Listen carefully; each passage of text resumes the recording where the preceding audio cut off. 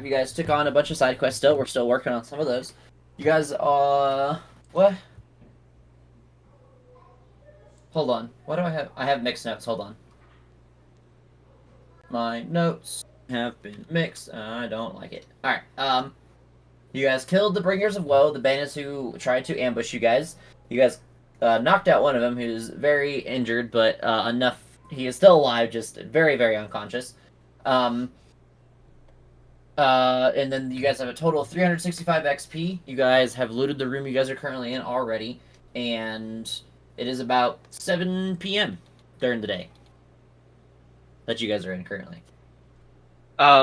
Side question: Did I give the dagger razor to Nijin or Starlick? No, I have it in my inventory. Okay, cool. Just I forgot who I gave it to. I wanted to make sure. No, I think I asked for it, and everyone agreed. I think. And Did he have the wand? yeah, Starlick had the wand, so poof, that's gone. I don't know. Maybe we could just retcon it to say someone else had it. I mean, we never identified it. I'll probably just give it to the new guy because I don't even have any other loot. And That's fair. okay. No, what is the? He's a wizard, so he's replacing your magic caster at least. Perfect. Oh, Thank you. okay, that's perfect. And this was the guy who was going to potentially join once we started up? He was going to join once the actual full adventure join anyway, so he's just going to join earlier to keep the balance the same, so you guys are still expecting 6 people all the time, rather than being short a person during these parts, so. Perfect. Cool, So we have the guy tied... Oh, sorry. I was about to say we finally have someone who can investigate well. Hopefully. So we have +2. the guy, the Bringer of Woe survivor tied up, and the other people piled to the side. We searched the room, and we were deciding whether we should continue on or go back and give the warden guy the Bringer of Woe. I think. What do you guys think? I vote on going back up and dropping the guy off, and then maybe investigating a bit more. Okay. Yeah, it's late at night, and there's a few things we can also do up there if we go up. So, Wasn't it any 7 other a.m.? ideas? I think it's PM. 7 a.m. PM. Oh, PM. PM? Okay. Yeah, I think that's a good idea. I will say that we should be careful who we talk to, though, because the constable was the only one who actually wanted to explore this. The other 3 were trying to stop him. No. I have confirmed that. Oh. I have confirmed that. When? Because someone is recording our sessions and I watched it. I could have So sworn they did want to. I thought that too, but I reread my notes, we'll call it. I was like the video only note. one not there, and I met at it. So, sorry. Speaking of, are you recording right now? It is currently recording, yes. Cool. Hi, Just wanted- YouTube. Hi, me in the future. It's weird hearing my voice on 2 different channels. So, do you think we should talk to the constable about this? Do you think we should try to talk to this Bringer of Woe ourselves first before you bring it up? As a shadow cat talking to the DM, is he already set up to meet us in here, or how is that gonna work if we go out right now? He was dealing, from your guys' best knowledge of the conversation you guys had, he was dealing with some other stuff, so he lets you guys go investigate in his stead. So he wasn't expecting to have to do any work for this place, so he said, you guys can investigate to the fullest, I'm just not going to reward you. No, Ren. Is he expecting Ren to meet us down here? Yeah, he's gonna, I'm gonna figure it out either way. He's gonna be a little bit late, so depending where you guys are, I'll just say that Constable or someone sent him to where you guys are, he found you, easy, done, said, there it is. Okay. I just want to make sure you didn't prep him and then we completely screw that up. No, you guys are good. Okay. Then yeah, I think we should. DM, because I can do whatever I need to do on the back end. I think we should go back to the first door, in the sinkhole, the one that had the that we came into this one where there was the cages up top, and a couple of us should wait there with this guy, and the rest of us should go up and get the constable and bring him to us, because the others didn't want people exploring this, and there's probably a reason for that. So I think it would be good for the constable to come see what's going on without prying eyes. Okay. Yeah, that might be for the best. Another question I had. This door over here, we haven't gone through it yet, but I'm thinking it might connect to the hallway with the cages. Should we go through that way or go back double back the way that we came? Do we have any idea how long it will take for this guy to wake up? No, based on how hard he got punched, it's going to take a little bit for him to recover no matter what. Even though you guys stabilize him, he's not going to be more injured. He's going to be KO'd for quite a while. So if we got in a fight in the next room, we could potentially come back and get him, and he wouldn't be conscious yet. More than likely. We could just tie him to the statue in the middle of the room and come back later. That's fair. It's a pretty thick statue, though. But I got 30 feet of rope. It is not as big as it looks, just so you guys know. I don't know why it's a dwarf It's the size statue. of a dwarf, yeah. Yeah, it's lifelike and life size, so it's really life not that size. big. It's thick. Okay. It's Yeah. thick, but it's not very tall. Is the dwarf facing like the statue is in the picture? Yes, that is facing that way that Okay. Fallon is at now. Maybe it might not be a good idea to open that door then. I mean, here, I'm gonna try something. Can I put my ear up against the door and see if I can hear anything on the other side? Give me 1 second. Go ahead and make a perception check with disadvantage, considering the thickness of the door. Oh, okay. Trying to figure out how do I do. Oh, things. I'll give you guidance before that. So I'll say listen closely and touch your shoulder so you have guidance. So Just plus a remember, one thing to remember is that using spells is very loud. Like anything that has a vocal, or even a somatic component where you have to do hand gestures, casting a spell is not like a silent thing. Only Okay. sorcerers can make them silent. So anytime you guys are casting a spell, just know that you're going to be loud, whether it's guidance, cure wounds, healing word, whatever it is. It's always going to be loud. Okay, my lowest roll was a 14, which brings me up to a 19 plus 2. It's a 21. All right. So when you're listening through, you do not seem to hear, unfortunately, too much. It sounds like there's echoes. So it's like moisture and like shuffling of rocks, but it's nothing super specific that can give you too much details. Hmm. And again, it's an echo, so it's also kind of hard to understand if it's like what the dripping moisture sounds are, and if it's like shuffling rocks because things are just shifting from time, or if it's someone moving. It's really hard. It's really, really hard to pin down and determine based on the thickness of the door and the echoing of the chamber on the other side that you're hearing. My only worry is if this dwarf got turned to stone and he's looking at that door, if we open that door, what's going to happen to us? The safest You know, bet I didn't even is consider going that. to be to backtrack what we've already cleared. Yeah, I Okay. think that's And our that's not best even bet. a guarantee that it's safe, but it's probably the safest. Yeah, That's fair. I think that's smart right now, and then we can further explore this later. Okay.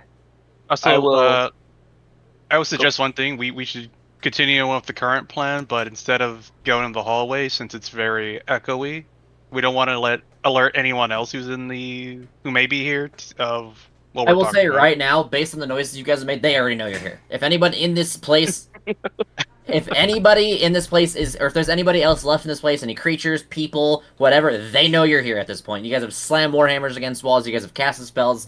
There's no way nobody knows you're not here at this point. That's right. Okay, I'm the but drummer. we should still be in a place where they can't hear what we're gonna plan next.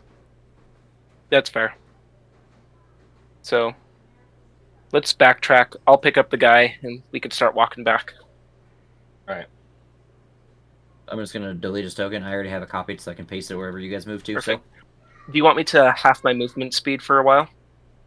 So, if combat or something happens, then yes. But like when you guys are outside of combat, it doesn't really matter. You're just gonna move slower naturally. so it'll take you Okay. longer to like get to a place. But unless something combat or something happens, it really won't make a difference to you. Oh Right no, now. I'm stuck. Okay, there we go. The door was. You closed the door on me. Yes.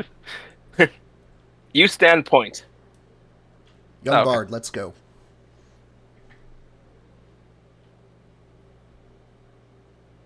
No, I hope they didn't break. I'm gonna wait for everyone else. Is it a paladin and a bard? Yeah, I want to keep eyes on Thalia. I think she might be AFK. Oh, No, I'm here. Sorry, I was like having trouble getting it to load. While we're waiting, I start picking up pieces of the rocks that we broke and throw it into the cone thing to make them float. So where are we going exactly? Sorry, I couldn't get it loaded, but it's Back loaded the way now. we came, so north. Yeah, Okay. just coming back the way we came. Awesome, thank you. Oh yeah, we never figured out what this thing is, though, the floating thing. Yeah, just it makes the rock float and inanimate objects to the best of I our hope knowledge. we but- will find someone who's educated in magic who can help us figure this out. That would be swell. Yeah, that would be interesting. I'm gonna grab a little piece of the rock to bring with us too. Okay.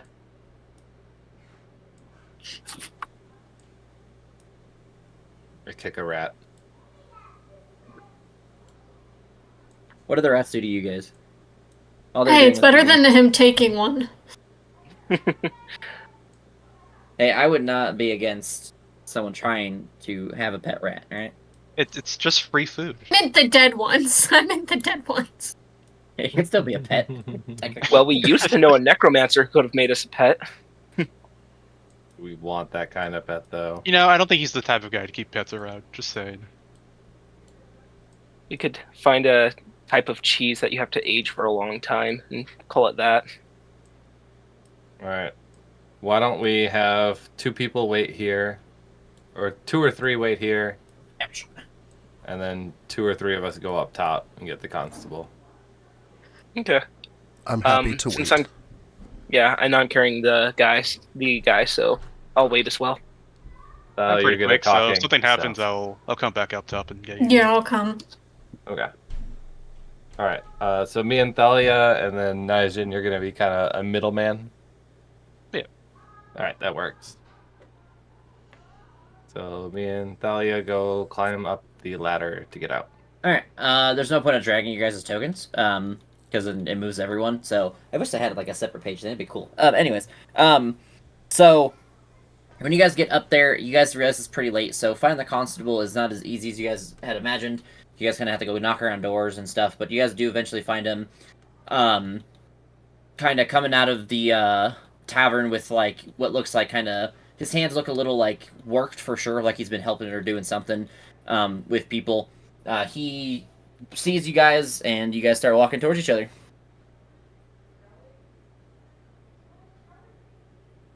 I nudge Thalia and say, "You're the talker." Sorry. I got a text from my mom. I'm sorry. What's a text? What's a message. mom? Oh no! Your mom's within 120 feet of us? Jesus. So he's walking towards us? Yeah, you guys are just walking in each other's direction right now. He walked out of what looked like the tavern, or the inn. Sorry, not tavern. I'll wait until he's a little bit away from the tavern when we meet up with him, so that people in the tavern can't really hear us. Then Can I do a quick investigation check just to see if any of the 3 people are near us? To do an investigation, you have to walk around and physically look and feel for things. Perception, sorry. Okay, there you go. Yeah, you can easily do a perception. I'm just saying, like, investigation would look kind of weird. Yeah, no. I meant perception. Okay, yeah, you can do a perception check. Oh, I don't see shit. Never mind. I forgot to reroll ones. 16. So you don't see any of them in, like, from what you can tell, you don't see any of them in earshot or visibly. Considering you're a halfling, you don't really see. Considering you're a halfling and not having dark vision, it doesn't help that you can't see like the entirety of everything around you. but to your best knowledge from looking around, looking for like signs of movement and hearing for things, you don't see anything that seems out of place, like anybody, especially people trying to hide or those three around. Okay. All right, go for it, Thalia. I'll be like, hey, so we did investigate the sinkhole. We did find some stuff down there. We did find a person, and right now he's currently unconscious. But if you'd like to talk to him, we could do that. He says, "Huh." He says, "Can you bring him? Can you bring him up to me? I'll take care of him for you guys. I think I have a good way to make people give me some good answers to the questions I asked." And he's gonna crack his knuckles as he says that. Okay, yeah, we can do that. There was also a part of the sinkhole that does lead directly to the quarry. Ixnay. He says, It's only him. It's only him, though. he says to the quarry. He says, where in the quarry? Like right behind. Fuck, what's her name? Oh. Melico. Melico. Melico, right behind Melico's house. He says, "Huh, that's interesting. I'll have to take a look at that." We can bring that person out. Okay. So you guys bring it to him, and he's gonna carry him into his butcher shop, and he's gonna kick open his door with this guy on his shoulders. That's the last you're gonna see of this guy for a while. All right. I'm very happy you finished that with "for a while" instead of "that's the last time I'm gonna see this guy." And while Yep, you guys for are a while. So I have a new lunch special, everyone. Ugh. Soylent Green. We need Todd this. While that's all we'll go happening back into the topside, sinkhole. I wanted to really quickly just turn to Fallorn and say, Brother Fallorn, Yeah. you have that orb from the first cave adventure, correct? Yeah, it's wrapped up in my backpack. Yeah, that symbol that was above it, the symbol for the shit. Sorry. Let me check my notes. The cultists? Yeah, the fire ones. The elemental flame, and now this new symbol that we just unearthed, and I'll pull that piece of leather that I had cut off out of my pack and hand it to Fallorn. There's too many of these symbols. It's giving me a bad feeling. We must be vigilant. Yeah, Nigel would overhear this and would agree with this and would pull out his symbol of the people who raided him and said, "Do you think it's all connected?" I think it's weird. It's pretty concerning.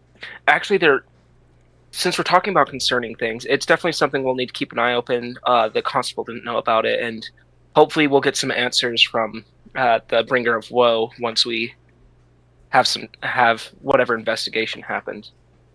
Something I wanted to talk to you about is I did go back to the church, and they said that the priestess you brought is still busy.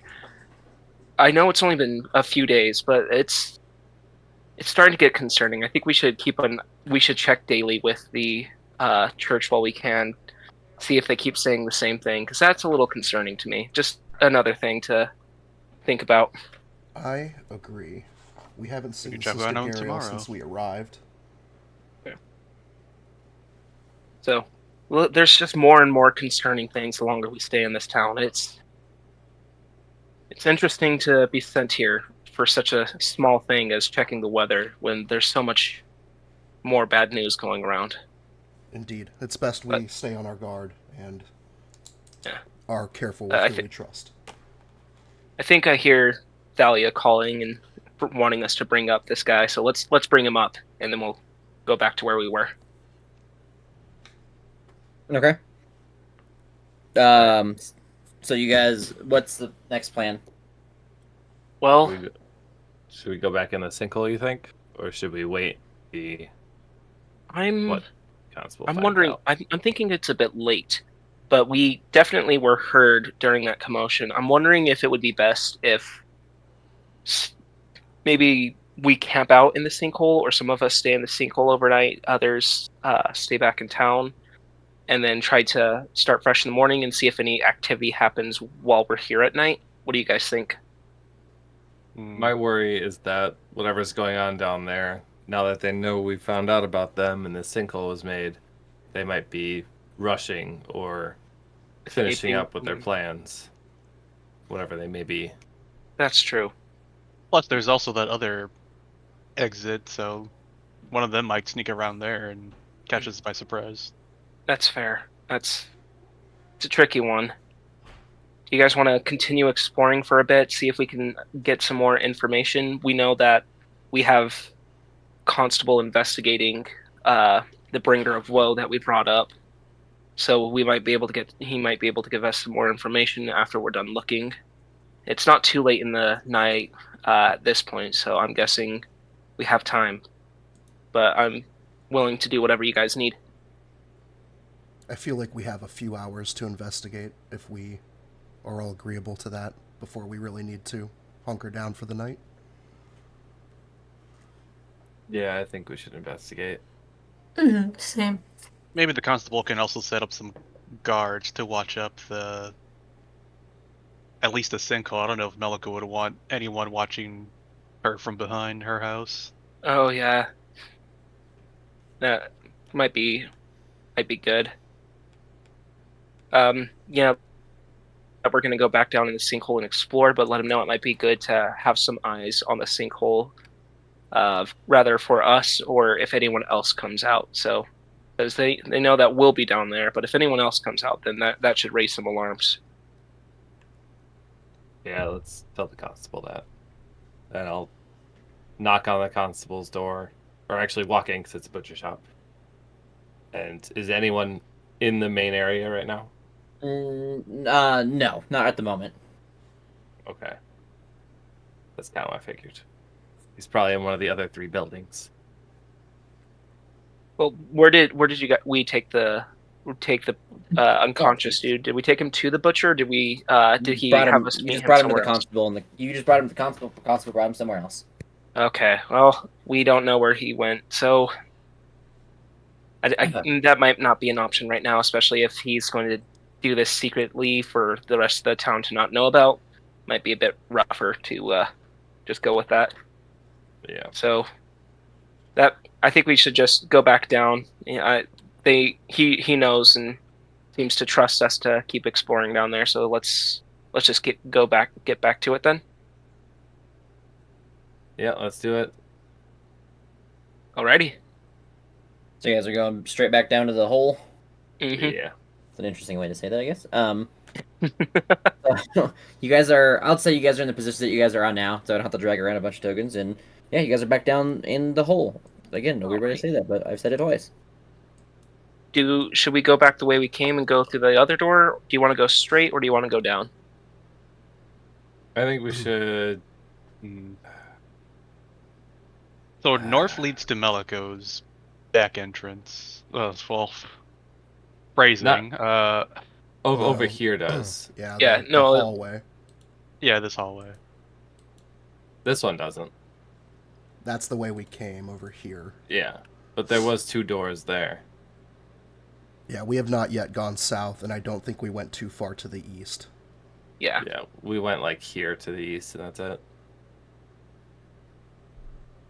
Well, I guess we should continue exploring where we left off. Yeah, I'm in Okay. agreement with that. Yeah. Yep. You guys should probably just move your tokens all the way over there. I promise nothing crazy is going to happen yet. Okay. We'll zoom out.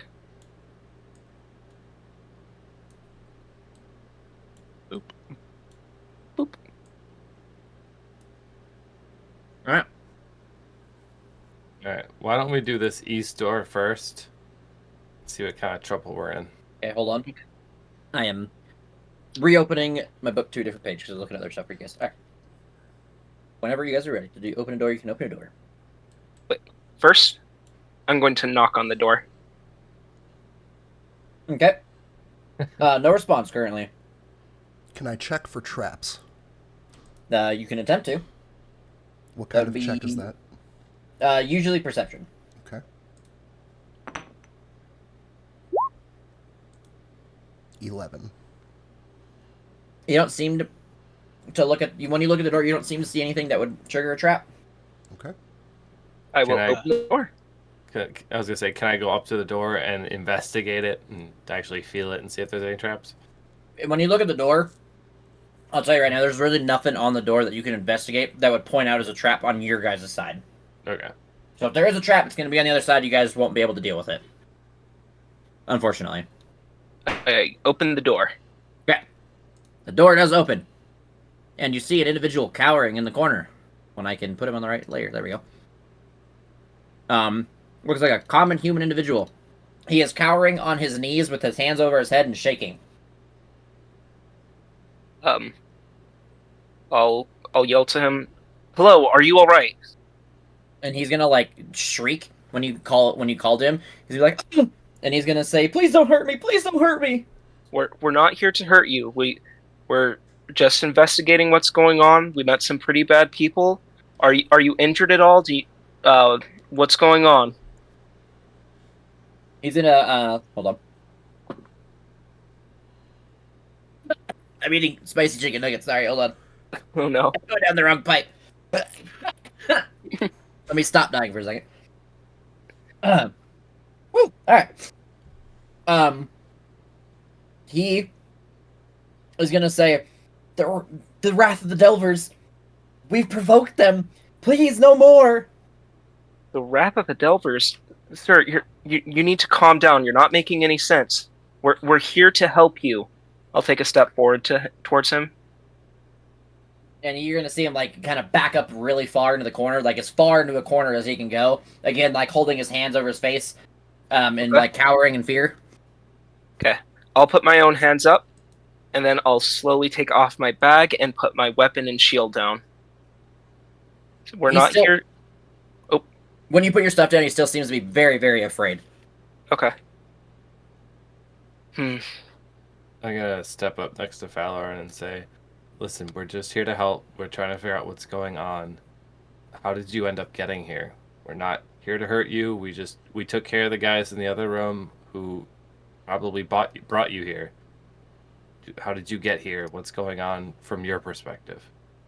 He's gonna say, they're not the scary ones. It's the Delvers and the Believers. What are the Delvers? The Delvers are the ones who move the stones. Like the dwarf in the room for this one? He says, no, not that. Not him. The stones. I'll take out a piece of the rock that I picked up, the black obsidian one that was floating. Do you mean these stones? As soon as you show him that, he's gonna like shriek in fear and say, "You've disturbed the stones!" Oh no. What do the stones mean? He says, from time to time, the great stones, they change position when no one is watching. That's how they talk to us. They show us the signs of coming danger, and they warn us when we make bad choices. We just made a really bad choice. Well, we're coming down here to help out however we can. How can we help out with these Delvers and the stones? And says, you can't. It's already been put in place. We're all gonna die. Can I ask your name? He says, my name is Bear Augustus. Did you live in the town of Red Larch? He says, yes, I'm a carpenter. All right. Well, How long have you been down here? He says, I've been coming up and down through these tunnels for quite some time with the Believers. The Believers of Woe? He says, no, those are the bringers of woe. Those bandits mean nothing but to loot this place and set us all up for danger. Who else Alright. knows about this place? He says, the Believers. I mean, like, people in town specifically. Like, who are you working with? Give me a second. Because I gotta find some names. Hee hee. Where's the beginning page? There it is. Okay. Hold on. Dot. Don't delete tokens, boys and girls. I deleted the tokens, so I don't remember all their names.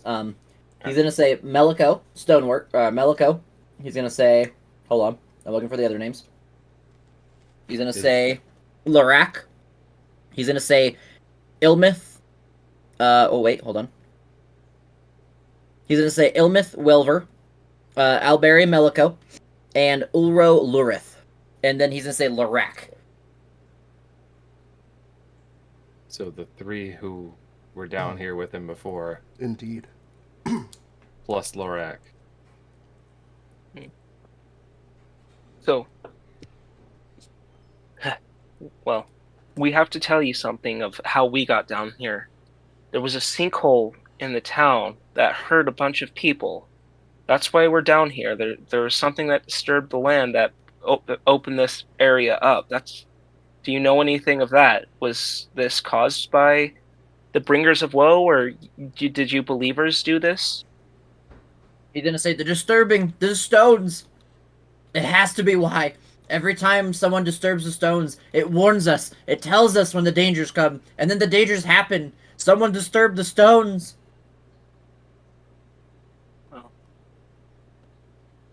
Well, we're here to try to help out and figure out what's going on. But I think the best thing for you right now, friend, is if we go get you back out from these tunnels where these bringers are. It's too dangerous for you, and if you truly believe that something is going on, it's safest for you up top. I'm sure we're gonna know it. Hold on. No worries. He's gonna say, he says, Lorak will punish us like he did the boy. Boy, is Lorak a god to you? He says, no, not a god. He's just strong, scary. He's the leader of the believers. Do Where you know can if we he's... find Lorak? He says, I don't never know where to find him. He always confronts us near the stones. Then, honestly, friend, it sounds like the safest place for you is to get back into Red Large. If we are here to see what is causing all this, and if Lorak needs to approach us and talk to us about it, we'll be able to handle that, but for your safety, it might be best if you go up and talk to the constable, see what's going on. And then he's gonna, like, kind of just still quiver in fear, just kind of shake, not respond at all, as if, like, from the expressions on his face, you can tell that he wants to listen to you, but he's still very fearful of something. Okay. Tell me about the boy. Boy was punished. They put rocks on him. He's trapped in here. They put In the rocks next on room? him? It's a punishment for not completing his task. Which way is this boy? He's gonna point behind you guys on the other side of the statue. How did that dwarf end up the way he is? He's gonna say he's been here for such a long time. No one knows. Okay. And I want to know where these tunnels lead. We found the exit by Melikos, but where are the other exits? Where do they lead? We only know of the one. That's the one we've all used. Hello. Hello? Hello. Hello. Welcome. We're interrogating a scared civilian. Cool. Best response ever. There you go. You should have access to your token now. Thank you, sir. If you can see on the map, drop your token over here. I cannot And- see on the map. No. Hold on. Let me zoom. Yep. Alright, ping for me. Yeah, and then you're slowly gonna walk. Do not walk down this hallway that I'm pinging. It's a long hallway. You'll see it when you get there. And just kind of walk. Once you get to like the split, you're gonna go north, and then follow that until you get to him, and just kind of slowly do it. I am dropped on the map, but still cannot see. You do not have dark vision. Nope. I should, as a Genasi, but no. It wasn't a character sheet, right? You didn't get dark vision. Should I be. didn't see it when I was looking. No, it's like it. Depends. Oh, this is what I was going to ask you if you need me to do Legacy, Genasi, or Monsters of the Multiverse. Because Monsters of the Multiverse, they get Dark Vision. Which one? But- What did you take for everything? Because that kind of depends on it too. What do you mean? All your other options, because like I mean, if you do the legacy one, you get different things. The only other major change is instead of Shape Water, I get Acid Splash. All the other traits are the same. Then I think it is okay to do Monsters of the Multiverse one. Cool. All right, hold on.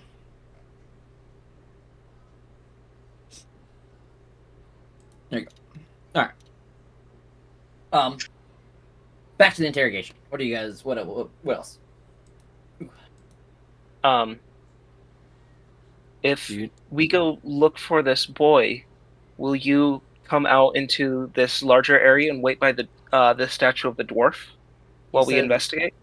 He says the boy doesn't concern me. I'm afraid for my life. Then would you feel more comfortable if one of us led you out? He kind of looks at you guys with like no response. He looks again very terrified. He doesn't seem to give like a definitive answer to you guys. Okay. Like almost like you'd have to force his hand to try to do it. Have you ever seen this Lorak? Or have He you only said- ever heard his voice? Party. I've seen him. What does he look like? I don't know underneath the armor. He wears armor, heavy armor. How Hmm. tall is he? Like 3 foot, 3'5"? 6 feet maybe. So he's two halflings stacked on top of each other. I knew it. We are tricky like that. Friend, we want to get you out of here safely. So I'm going to take your hand and we're going to help you out of here so you will be safe from Lurak. If you follow us, you'll be safe from Lurak, okay?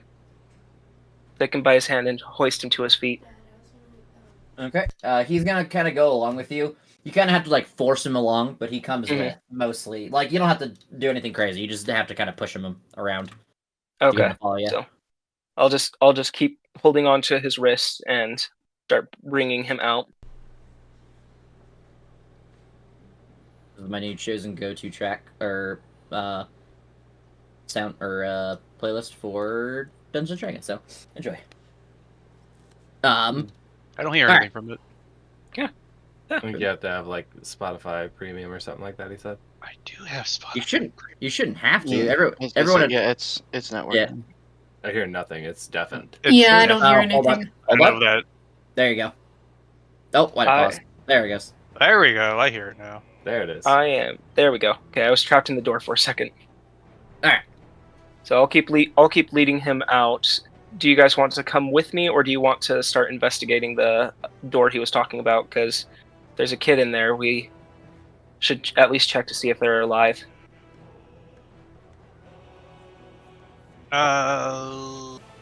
Hmm.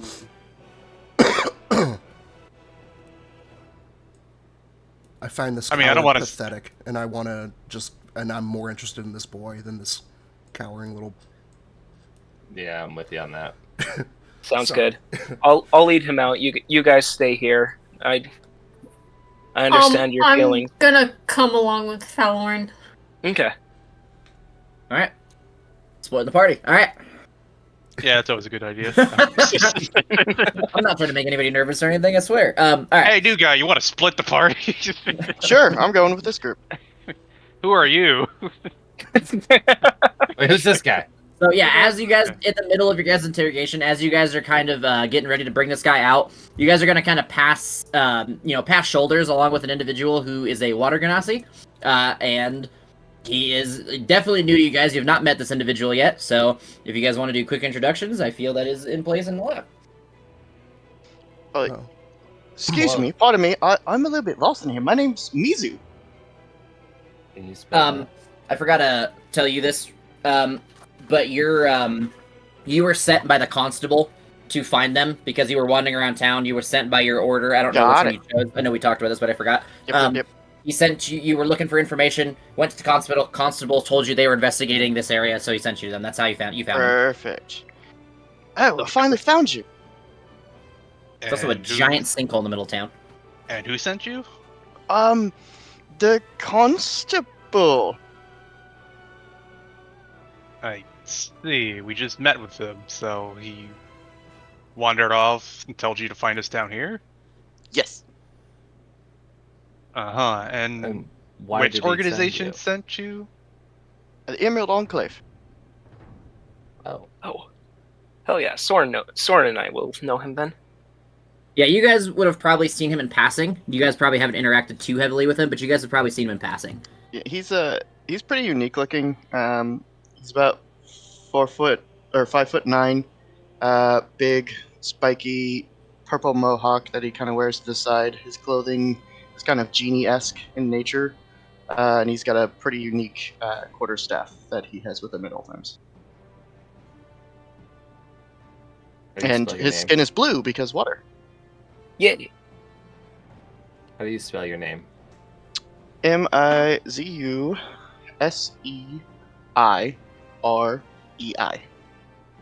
Mizu Suri. Spell it one more time. MizuseiRei.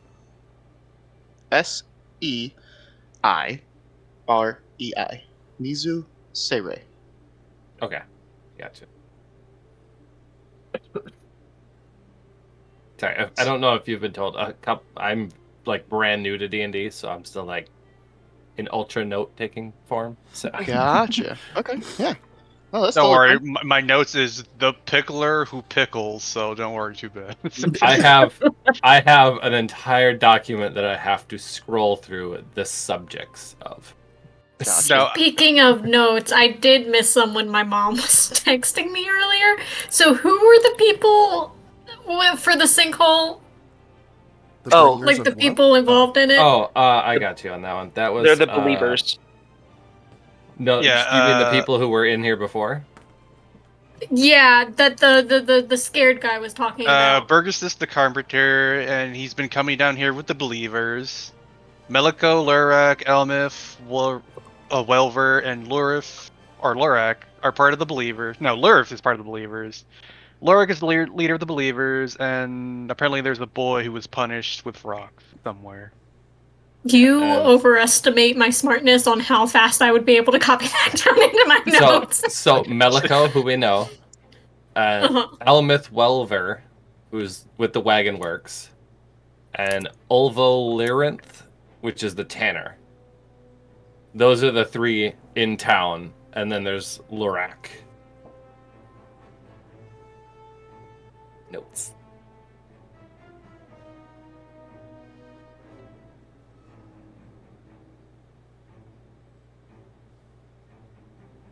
We caught up?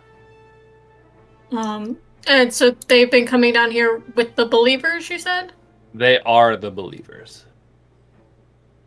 So And it seems to the be ones we people- killed were the what was it? The Worshippers of Woe. Bringers. Yeah.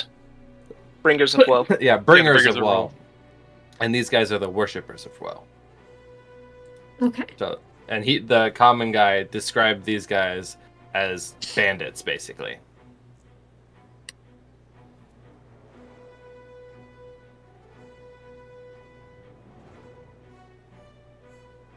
Well, now that I've finally found you all in this catacomb, what's the plan? What are we doing? He just told me to come down here and assist you. That's it. He's not a very giving man, at least to me. That's pretty straight with him, yeah. Yeah, everyone in this town seems kind of off the more we investigate here. Yeah. Perfect. Well, I recognize you from around the Emerald Enclave, so you're all good with me. So you guys would vouch for him? Yeah, I'll vouch for him. So, Bear Augustus, the guy you may or may not have just passed as you were coming in, he told us there's a boy beyond this door in front of us right here that apparently was covered in stones. Like he got rocks put on him as a punishment for not completing his tasks. So we want to see what's up with that and if we can help him. Of course. He Into was the only door. described to us as the boy. Interesting. So So, Arlok, you want to use those big strong arms and open that door? Yeah.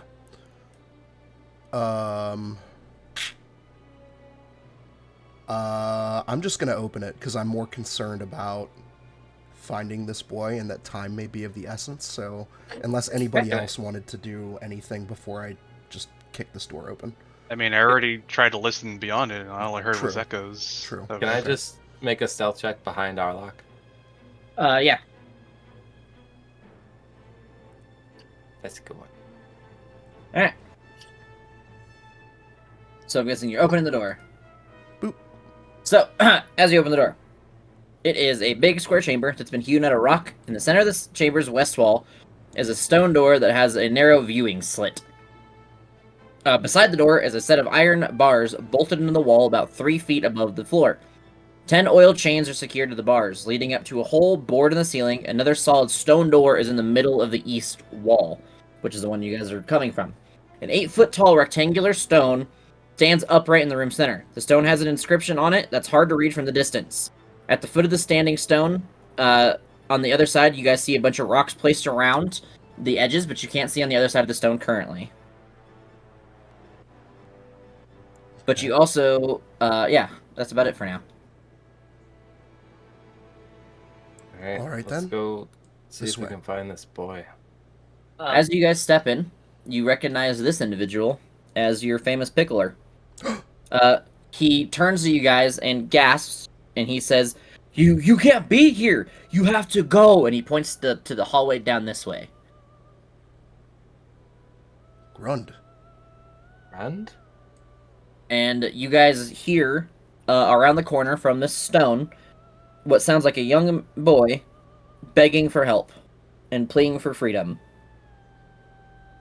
I wouldn't be able to stop myself from running further in. Same. So, Here. Grund is going to kind of hold his head and just keep repeating, "You can't be here. You have to go." And he's going to kind of like shake his head back and forth. And you guys are going to see what looks like a young boy. He is drifting in and out of consciousness. He's been pinned with heavy stones carefully placed to hold him in place without crushing or breaking anything. He looks cold, thirsty, hungry, tired, and scared. As you guys approach him, he's begging for food and water and for help. Friend, what are you doing? There's a boy here in trouble. Help us. Help him. Grund is going to just kind of still shake there and be very, look confused and scared all at the same time. I will. What's down the tunnel, friend? He's gonna point to, like, the chains and everything and say, "Cages. Supposed to trap people who come in." Are there other people down there, Grund? He says, "No, no, Won't we get trapped in the cages if we go that way? no, I won't trap you, but you have to go." Can I make a perception check if there's like levers or something near him? You do not see any levers. You see all the chains and that's it. Okay. You assume that the chains are the ones connected to each of those cages. That's your best Okay. assumption from the situation. I'm gonna look through the slit in the door. You do see the hallway that you initially entered before you had the north and south junction, and it is that eastern hallway if you were entering this area initially. Gotcha. Arlok will offer aid to this boy that's trapped in the rocks. He will feed him a ration, if he may, Okay. and allow him to drink from his water skin. He is going to take the food and kind of like shove it down his throat almost faster than you think a child could chew, and then start chugging the water pretty heavily. You can tell that this boy has been in here for a couple of days at the very least. Can Take I it make easy, take a it perception easy. check on the rocks on him to see, like, if I were to move it, would it crush him instantly? No, they're carefully placed in the way where if they were moved from him onto another part of him, it would hurt him, but it wouldn't hurt him just to take them off, as long as you guys just took them off only. Grund, if And I'm we help this assuming- boy, are you gonna try and stop us? He says, "No, but you must leave through the west," and he's gonna point towards the the cage hall. Well, we came from the east. What happens if we go back? He says, they told me to stop you, to stop anyone." Who told Is you it- that? The Inside check. believers. The believers of woe? Or the bringers of woe? The believers. Oh, the believers. My bad. Yeah. Let's say, can I do an insight check on that? Yeah, you can go ahead. And I'm just removing rocks from the boy while we're. Yeah, I'll going. help them, like, slowly, one by one. Yeah. Okay. Carefully. You guys are able to get the boy freed. The insight check reveals that he seems too nervous and not intelligent enough to try to lie directly to people. Where would Thalia and I be within all this process? Have we gotten to the surface yet, or are we still getting the guy up? I would say in the time that like they heard that, you guys didn't get super far around the corner. I would say you guys are probably like just getting outside this door over here at this point. Okay, just wanted to check to make sure. Thank you. Yep.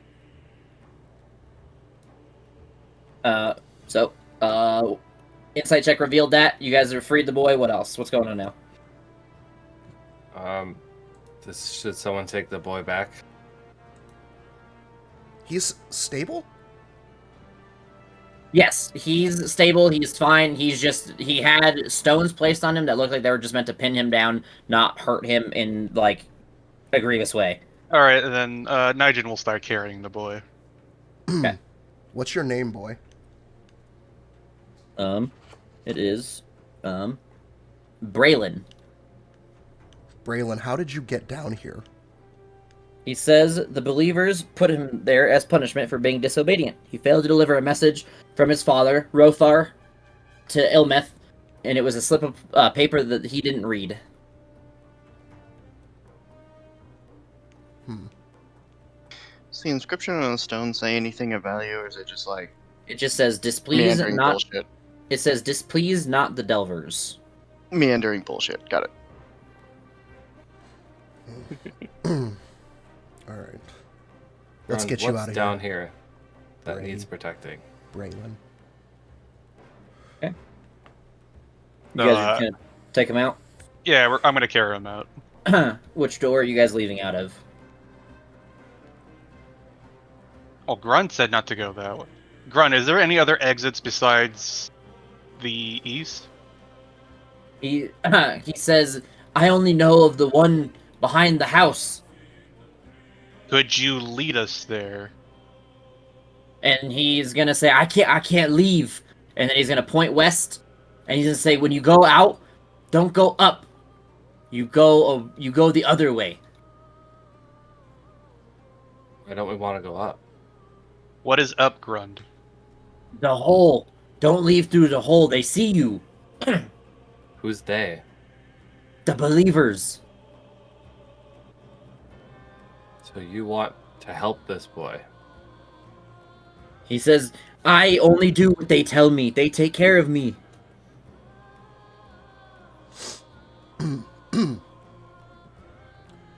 Perhaps it's time to choose a better friend circle, Grund.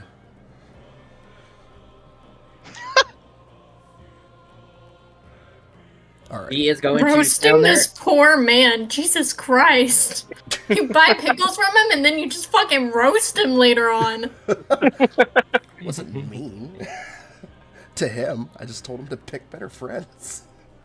So, is this door open, or is this vision here just for the slit of the actual door itself? Does seem to be like a door. Right. Like around the slit, you would be able to push something open that resembles the door. Right. Okay. So we can push through it. Okay. Yeah. I'm gonna ready a ray of frost and take a step in. Door opens, and you guys I will cancel the cantrip. walk the hallway. And Nigel, you have the boy in tow, right? Yeah, I'm carrying him. Okay. All right. Cool. I would say at this point, by the time they start leaving, you guys are probably up on the surface. Okay, cool. I'm gonna say to Grund before I go, Grund, you shouldn't be doing this. It's not safe down here. Look what they did to this poor boy. And he's gonna like just kind of grab his head and say, "They take care of me." Grund, you can take care of yourself. You don't need to get bullied into watching this kind of stuff? No, How they long know bully. They help. They take How- care of me. Grund, how long have you watched this boy under these rocks, starving? I don't know. Two days, I think. Probably wasn't very fun, was it? He says, "No, I just do what they tell me. They take care of me." Grund, I want to make sure this doesn't happen to anyone else. And he's just gonna keep repeating, "They take care of me." All right, Grund. Stay safe, okay? And again, he's just gonna kind of repeat that as he shakes. Blow some bubbles, it'll cheer you up. And I leave. All right. I would say everyone's on the surface now. When you guys got to the surface initially, Falorn and Thalia, I would assume that you guys are kind of walking towards the constable. When you guys get in front of his place, you're gonna see him like hanging outside of his like whole establishment, just kind of like hanging out. Okay. Looks like he's like taking a rest from something, or a break from something. All right. Well, bring the man What forward. do his and- fist looks like? I was gonna. Oh, jeez. His fists look clean and normal. Oh, okay. Outside of okay. like they look work heavy, not like he was beating someone to death. That's a little Good. concerning. What was he actually using to get this information out of this dude then? I'll start bringing the guy forward and say, well, we went back down there, and unfortunately, we're back up rather quickly again. As you guys approach with Baragustus and Toby, he's gonna say, "Baragustus? Where did he come from?" We found him in the next room where we were dealing with those bringers of woe. He's been frightened, saying there's something going on with a group called the Believers. Have you ever heard that term before, the Believers? The Believers. He says, "I've heard of them, but I'd never encountered them or anything." Well, he has some very interesting information you might want to hear, but I also think we might want to get him somewhere safe for a while. It seems he's afraid for his life due to somebody who's down there, somebody dangerous, and I'm there gonna also cut may be Fallon off at that point and say, "Can we take this inside?" He's gonna kind of like look questionably at you and say, "What would be the reason for that?" We have reason to believe that certain members of this community are members of the Believers and have been doing some pretty bad things. And we'd rather not name some names out on the street. He kind of humps and he says, "All right, fine." I mean, I would have been like carrying the boy to him, right? Yeah, you guys probably aren't gonna be there quite yet. By the Uh, time you guys started leaving is when they would have got here, so they have a little bit before you guys catch up, pretty much. So you guys are inside So now. I'm not there. Oh yeah, you haven't arrived yet. I don't know why I thought you were there. Yeah, that's fair. I thought you said we had all met up and then gone there. You guys are going to at some point, but right now, as they get there, you guys are still catching up. Okay.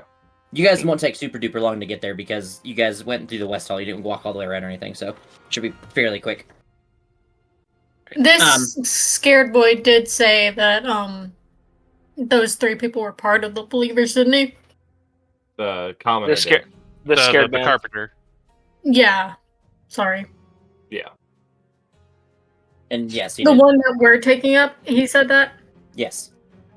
Then Thalia would be like, hey, can we maybe take this inside? We do have some information that might not be great for everyone to hear, or anyone who may overhear to hear. Yep. Same thing. He's just gonna kind of hump and say, "All right," and then kind of beckon you guys inside. Right. Thalia, are you able to send a message to everyone? Do you know if they're close at all, or are they still further They're away than the definitely spell? too far away. Okay. So we'll bring him. She also has to be able to see the person because she has to point Oh. towards it. Oh, No, message I you just to- have to. I just have to be familiar with them, but it's definitely through too much stone to say anything to them. Okay. Anyway, we'll bring him inside. I'll get him sat down, and I'll take out one of my rations and give it to him to eat if he wants it. Okay. So as you guys step inside, and no one's caught up quite yet. So what are you guys doing when you guys initially step inside? Okay. So while we were down there, sir, this man was telling us of a group called the Believers, who have been using these tunnels for a long time. He was crying out about some type of rocks having power and them being disturbed. He believes that these rocks with these powers is what caused the sinkhole.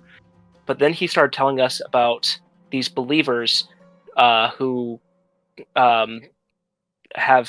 they've recently captured and seem like they've been torturing some boy.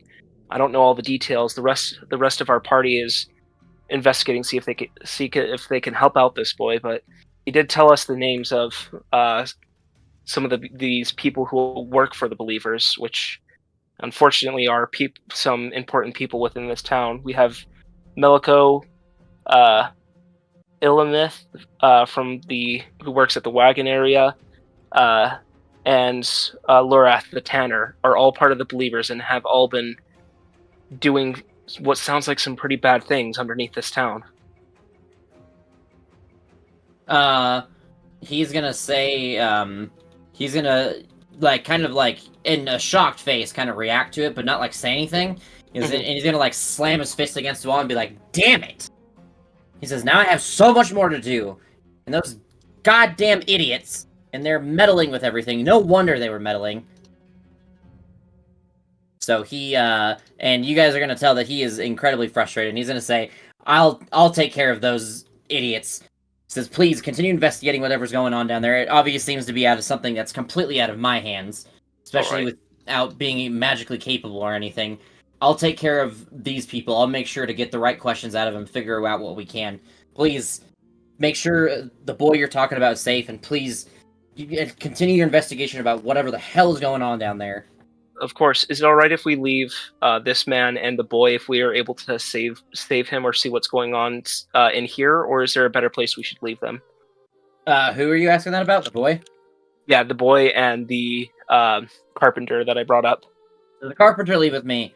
The boy, I'll likely want to bring to the inn just in case. I don't want him to be in this kind of situation, considering if he has been tortured, I don't need him to see other meat and cleavers hanging around. I'd rather have him in a more comfortable situation. Of course. I can bring him to Kaylessa. We'll head back down into the sinkhole and look for more information. It may be good to have some people stationed outside of the sinkhole in case anything else escalates. If we're investigating something big here, then there may be some retaliation that happens while we're out of the area. So if you can put some trustworthy people outside the sinkhole, I would. And be careful of Meliko, since we know that their passage leads to her house. Unfortunately, with the way this works, I can only have one person watching over it at a time. None of us, including my assistants, are going to be super combat capable. We'll be able to watch over it and keep an eye on things for the sake of the town, but we won't be able to do too much in terms of interference if something happens. Oh, I understand. But maybe just someone who can yell very loudly so other people can get to safety might be good. And he's going to say, he says, "I'll do our best." All right, thank you. Dahlia, are you good to head back out, or is there anything else you want to do before we go back down? No, I'm good. Okay. I'd say at this point you guys start seeing everyone walk up, everyone else. All right. We'll rush over, and do we see that they have the boy? Yeah, you guys see that they have a boy in, that Arlok is carrying a boy. All right. Nigel's carrying the boy. Oh, Nigel's carrying the boy, sorry, I forgot about that. Nigel's carrying the boy. We'll give the information that the constable gave to us and let him know that he thinks it's best to bring the boy over to the Swinging Sword Inn for his safety. Let him know that what he's doing with the captive that we have, and that he said he'll have somebody to look over the pit and ask us to keep investigating it. Cool. So I'm going to assume that you guys are going to bring the boy to Kaylessa and explain the situation. Kaylessa is going to look a little terrified, but she's going to take care of the boy and start bringing him food and drink. and kind of watch over him pretty heavily. At this point, I'll probably realize that Mizu, am I saying correctly? Mizu? It's Mizu, Mizu. like me. Um, hey, Mizu, it's good to see you again. I know you might not recognize me since both Soren and I were newer recruits to the Emerald Enclave, but is everything all right? We promise we're still investigating what they sent us here for.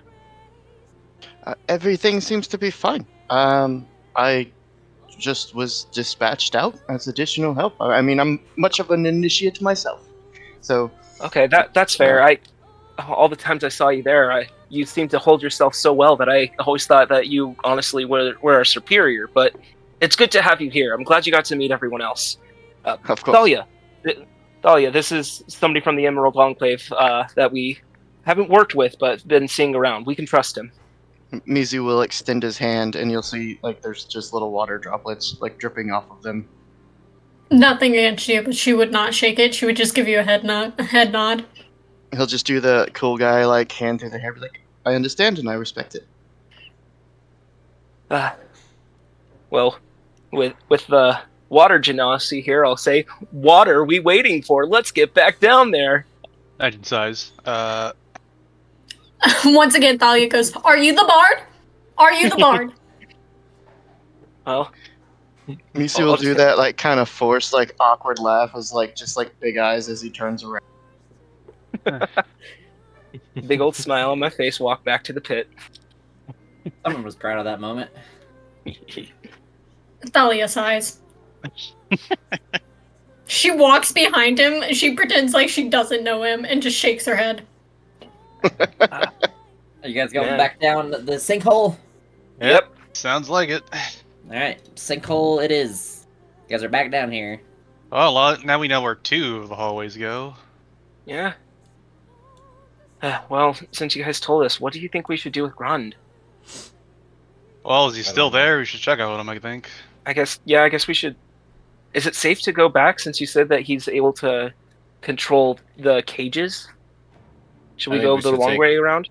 I think we should take the long way around. And I think there was a door behind that man. I think we should check that out too. Yeah.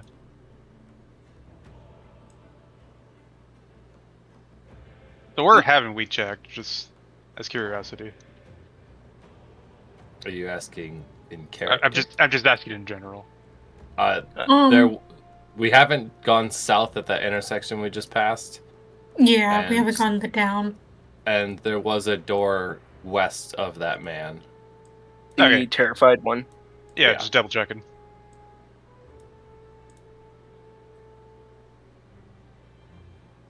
Yeah, there's nothing. Wait! When we get to the room with the floating rock that we were in before, I'd like to inform Mizu about it and see if he knows anything about the the column that can make inanimate objects float. It was transmutation magic that was causing it. We're not able to see it with our visible eye, but once anything in a inanimate object is put into it, and I'll put my spear in it, and it just floats, it will float there. Do you know anything about this? I kind of study the rock as I casually do an Arcana roll. That's a 21. Your best bet, because you can't see anything right now, is that there's some sort of created magical effect around it. You don't see anything out in the open. The rock is a smashed rock on the side, but the spear is floating in like what seems to be the center of the room. And yeah, that's about all you can detect from your magic. You know that there's magic there, you just don't know exactly what its purpose is. Yeah. We were checking it earlier when I did the ritual to do detect magic, so we were able to tell it's transmutation. It is a cylinder within this 10-foot area. There was a rock that was floating in there that the terrified man was telling us about, but I kind of climbed on top of it and pushed it out of the thing, and it shattered everywhere. So hopefully whatever he was prophesizing isn't that important.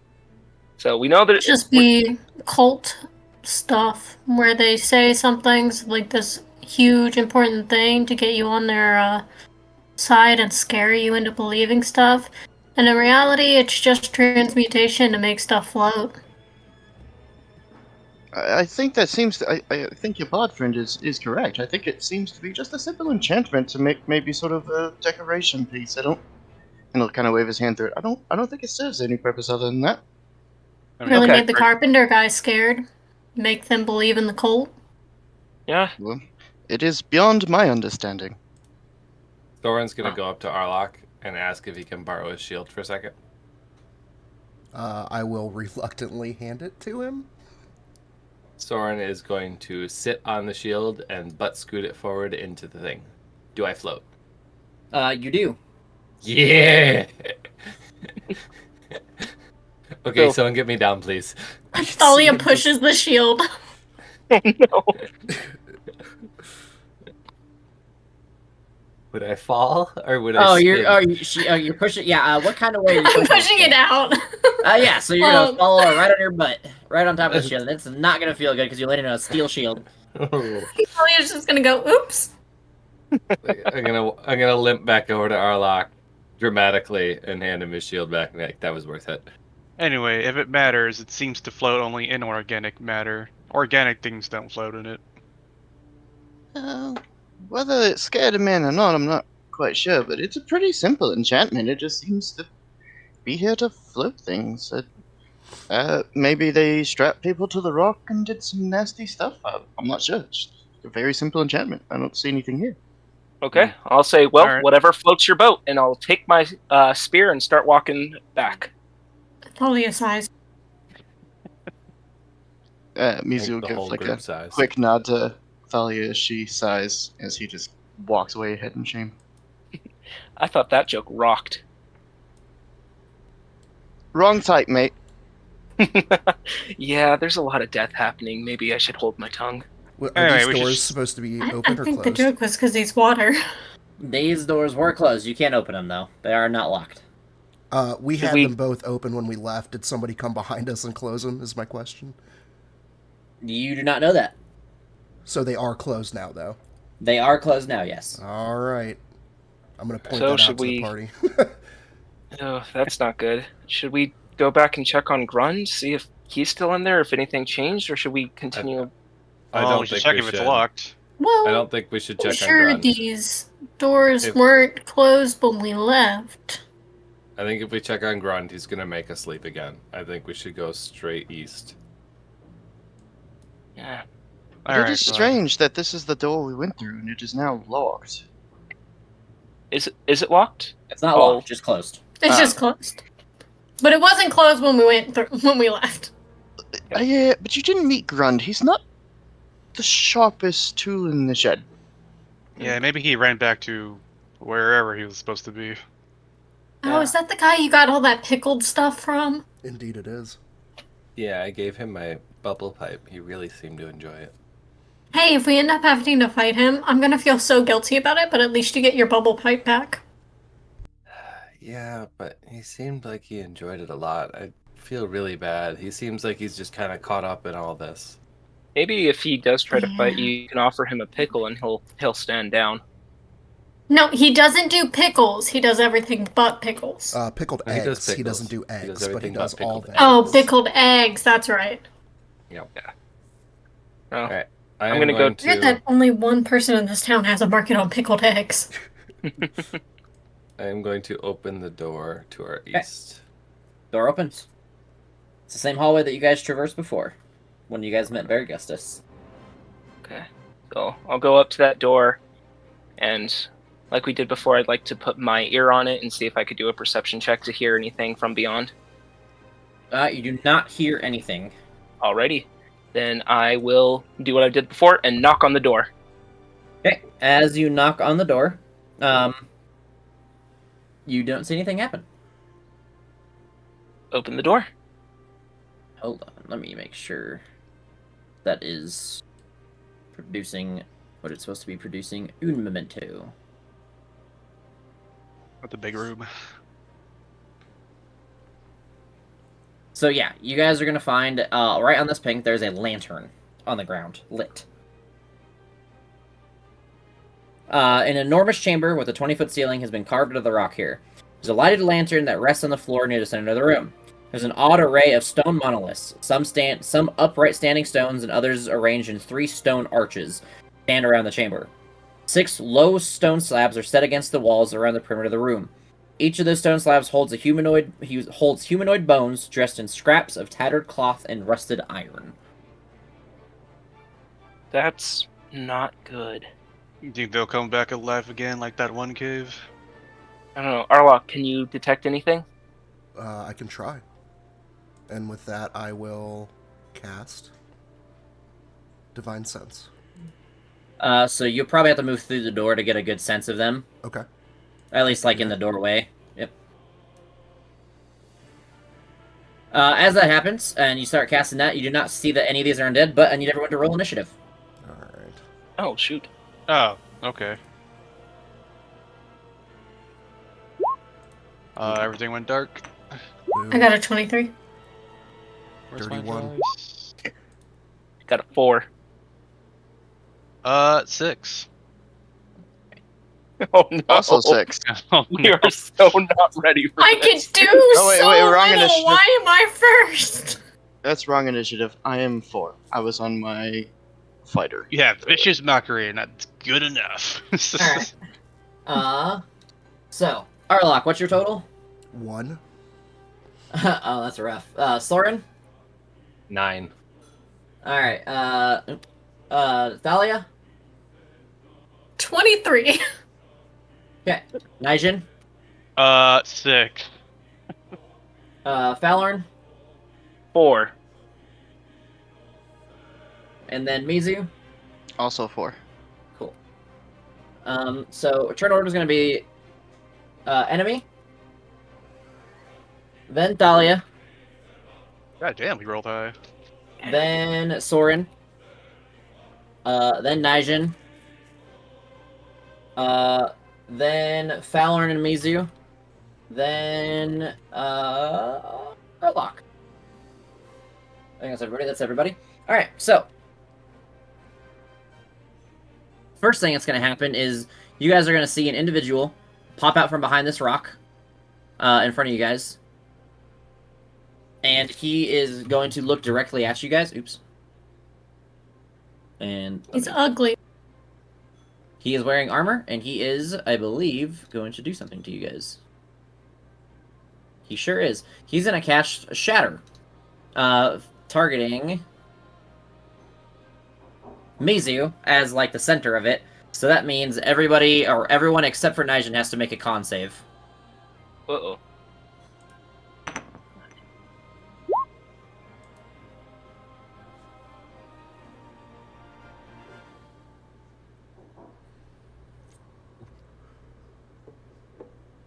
That's not good.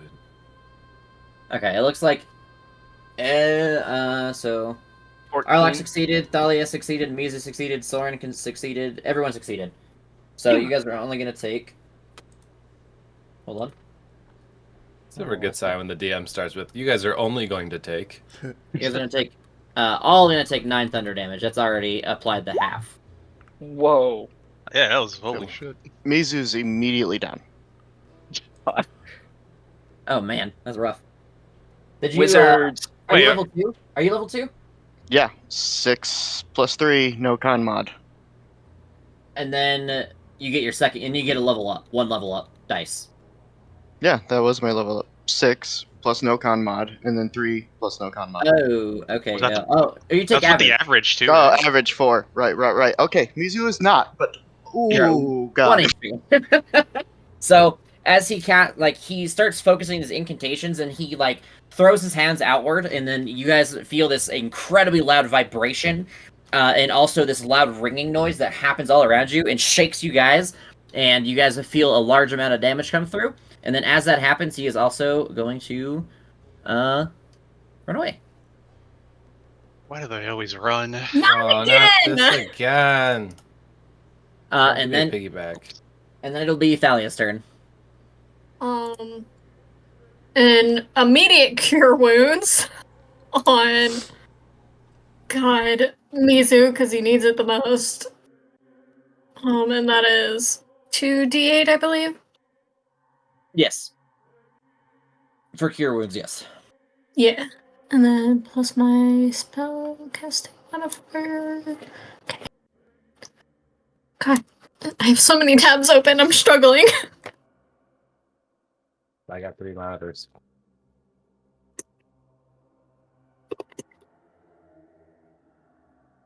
Mizu is back to full health immediately. Great. Depends on a roller coaster right now. Let me quickly. Would Mizu have the wand by chance, or did we Oh, just yeah. never? Forgot about that. You have a wand. Can you look at the general chat and look at Sure. all the previous stuff? If you scroll up enough, it's pretty far up. I'm just gonna repost the screenshot. It's been a long time, apparently. Holy. Give me a second. I'll repost it. You have a wand that looks like this. Yeah, I would say we would have showed it him while we were walking up. Interesting. And We it's not have- been determined what it does? Nope. Nope, Have we're not not been able magic. to identify. We're all dum dums.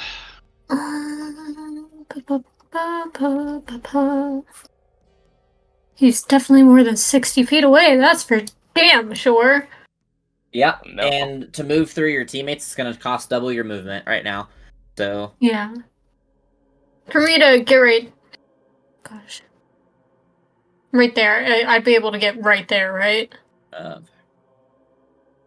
You could get there, and then you'd have 2 more squares. I would say you probably can't get there, just because of the doorway and Arlock being in the way. You'd have to go this way. So if you go, So could I go right there? yeah, you could go right there. Don't worry, I'll be Okay. able to catch up. Alright, then that's all Thalia can do. All right, it is Soren's turn. I'm going to move here. And Okay. would I be able to see him? No, that rock is blocking your vision directly, especially trying to. I know you're trying to take a bow shot. Yeah. Here's a good question. How do holding actions work? It uses your action to hold an action, and you have to have a very specific moment of I want this to happen when this happens, and then when that trigger applies, then the action happens. But it uses your action to do it. You can't just ready an action at any time. You have to use an action to ready an action. Okay. Can I hold my action to attack him when I see him with my bow? Yeah. Okay, I will do that. And you have a longbow, right? Yeah. Okay. And then is that your turn? Yep, that's it. All right, Nijin. Oh boy. Let's see. 5, 10, 15, 20. 30, 35, 40. I can get here, I think. And then with the new monk features as a bonus action, I can dash, so I think I'll do that. Okay. So that's another 40 feet. So, oh god. You can't occupy this space Okay. or this space because of the rock. Can I if go you're up going- here? Here. Yeah, you can get up to there. That's the furthest you'll be able to go. And Okay. then I could keep moving like this. Yeah, you'd be able to get there. That'd be the furthest you can go, though. And that's if you make the straightest dash towards that area. I would just look back and everyone's like, I can see him, and then I'll throw a dagger at him. Okay, go ahead and make the attack roll. Oh jeez, what was my dagger stuff? I think it's like a +4.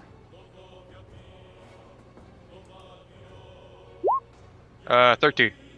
So as you go to throw the dagger at him, he's gonna kind of look at it, and he's just gonna smack it out of the air, and it's gonna fall onto the ground. All right, that's all I got. All right, Fallorn.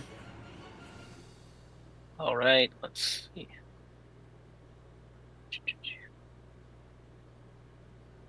Oh, close the door. I didn't mean to close the door. I'm trying to move my character, and it keeps closing the door instead. Sorry. Yeah, it's weird that's on top. And then Yeah. I got trapped there for a second trying to move myself around. 30. All right. And how far does Toll the Dead reach? That's 60 feet. I think that's more than 60 feet from me. 45. With the rock there. It's a tall rock, so I would. It's hard to say because I'm trying to decide if it's obscured or not. If it's just because you only need vision for Toll the Dead. Alright. So. Then I'm going to say, just to be safe, I can't quite make him out to do it, so I'll hold my action of Toll the Dead until he becomes in a visible range within 60 feet. Okay. Is that all for your turn then? That's all for my turn, yes. Alright, it's Mizu. I am going to move and then take the dash action. So... Okay.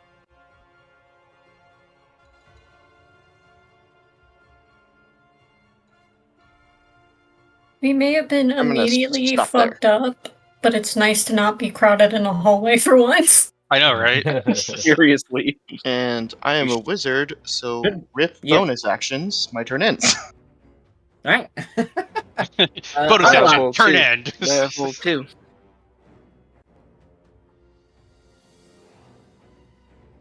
I was muted, sorry. I can make it to here. So I will. Oops. Here.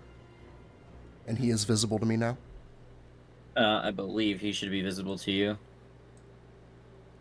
Yeah, he's visible to you. Okay. And he's within 60 feet, so I will cast Command. Okay. Wisdom? Yeah, Wisdom saving throw, DC 13. He is going to succeed. All right. That's all I got. All right. And then it's back to this guy. So, he's going to do the same exact thing, except on Arlok as a targeter, and because it's a 10-foot, that is going to catch Mizu and Falorn. So make con saves. Yeah. That's an 18. Yeah. Ooh, my thing's all messed up. Boop.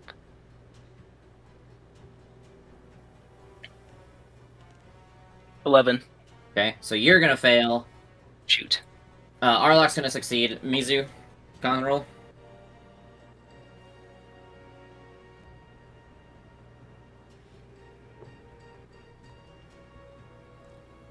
Did he go AFK?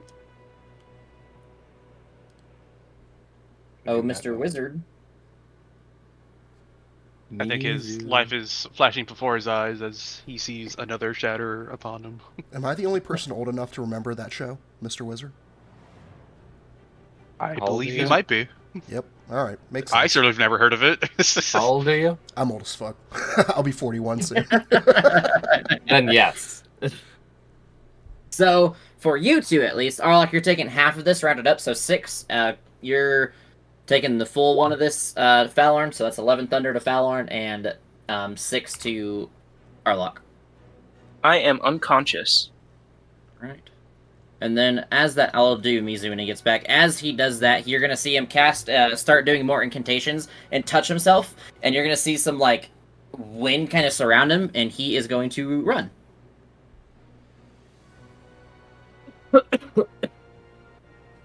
All the way down. Oh, jeez.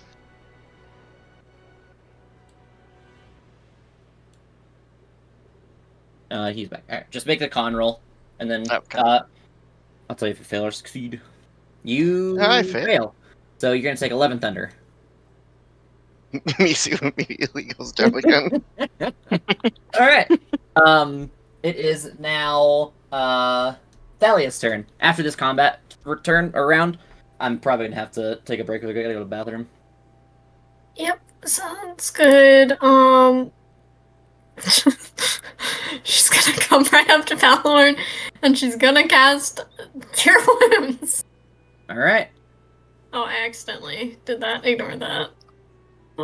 I'll just do one more D8.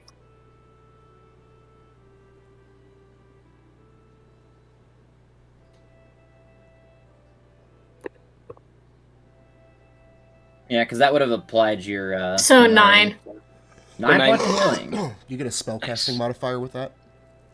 Yeah, that Yeah, automatically it applied applies. to the first one. Right, got it. Yeah. I see it now. Okay. So I'm back up. Cool. Anything else from Dahlia? That's it. That's all she can do. Alright, Soren. She's trying her best, I promise. Can I shout out as a bonus action to ask which way he went? You, on your turn, you can speak as much as you want. To reply, they need to use a reaction to, like, talk. If it's Okay. not their turn in combat, to avoid, like, a metagaming issue.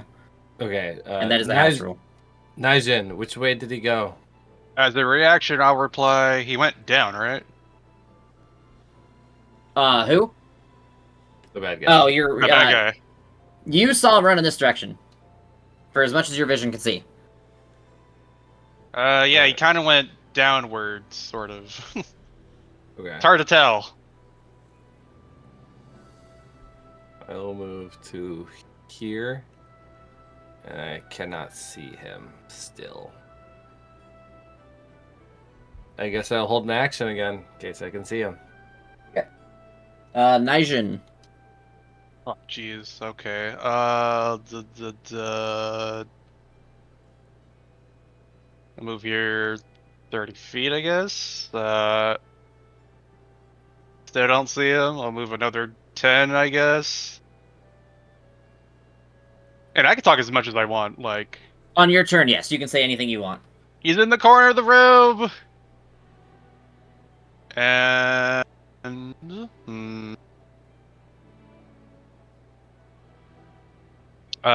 bonus action. I guess I'll take a dash action. I think that'll give me enough to get up to him. Let's say right here. And even though they're far from the room, they'll be able to see my light source, right? Do you have an active light source in one hand? Yeah, I have a torch. Okay. Then yeah, they would they should be able to see like the at least edge of your light. Okay. I'll punch him. All right. Go ahead and make the attack roll. 22. So you're gonna miss. As you get ready to punch him, you're gonna see him like hold his hand in a fist, and you're gonna see like a magical effect surround him. And as you hit him, you're gonna feel like something shielded him. I see. Okay. Okay. I would just kind of look at him curiously and just like, I'm starting to dislike magic users, and I'll end my turn. Alia just feels hurt for some reason. She doesn't know why. It is Valorn's turn then. Yep.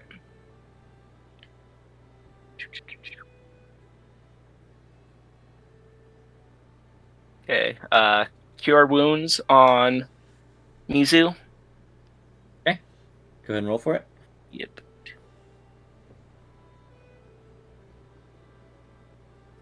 $12 HP. Cool. He's overhealed. Yay. And That's then, not a thing. yeah, I know. Unfortunately for the wizard.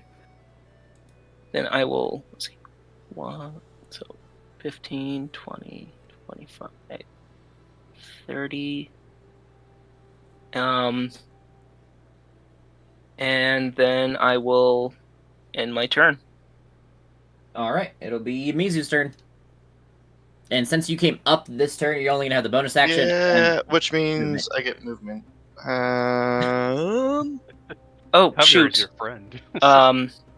I had to spend half of that to get up, so let me move my character back a bit. Sorry, I forgot about that.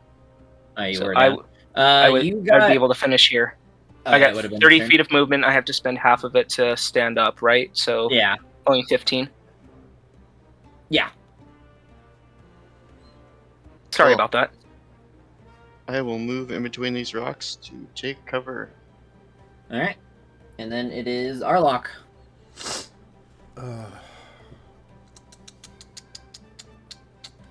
Crap. I Probably need assistance soon. Soon? Yeah, probably like he's gonna do some like he's gonna smite me in like turn probably. All right. I'm stressed. Yeah. How do you think I feel? I'm up here alone. Sorry, I just need 1 second. You are good.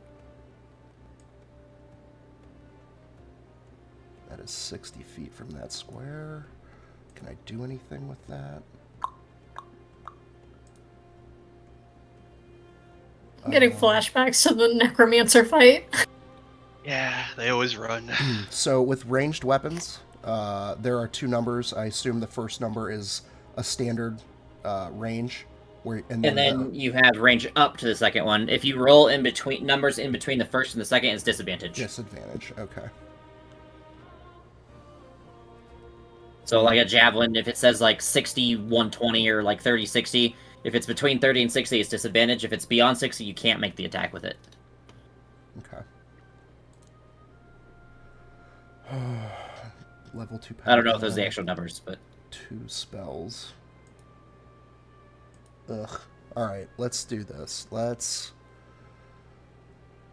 run. 5, 10, 15, 20, 25, 30. Can I stand in this space here? I'm gonna move your second. Yeah, I'd say you'd be able to occupy that space. Okay. It's not too obscured. And wait, is this the same space I was talking about before? Yeah, that's 60 feet. All right, I will throw a javelin with disadvantage because I don't really have another option. Can I use one of the damage javelins that I have, and is there any impedance to that besides the fact that it may break completely? Nope, that's the only thing, is it just might break if you miss or something happens. All right, that's fine. I will use one of my damaged javelins to try to attack him. Okay, go ahead and make the attack roll. Attack roll with disadvantage? Yep.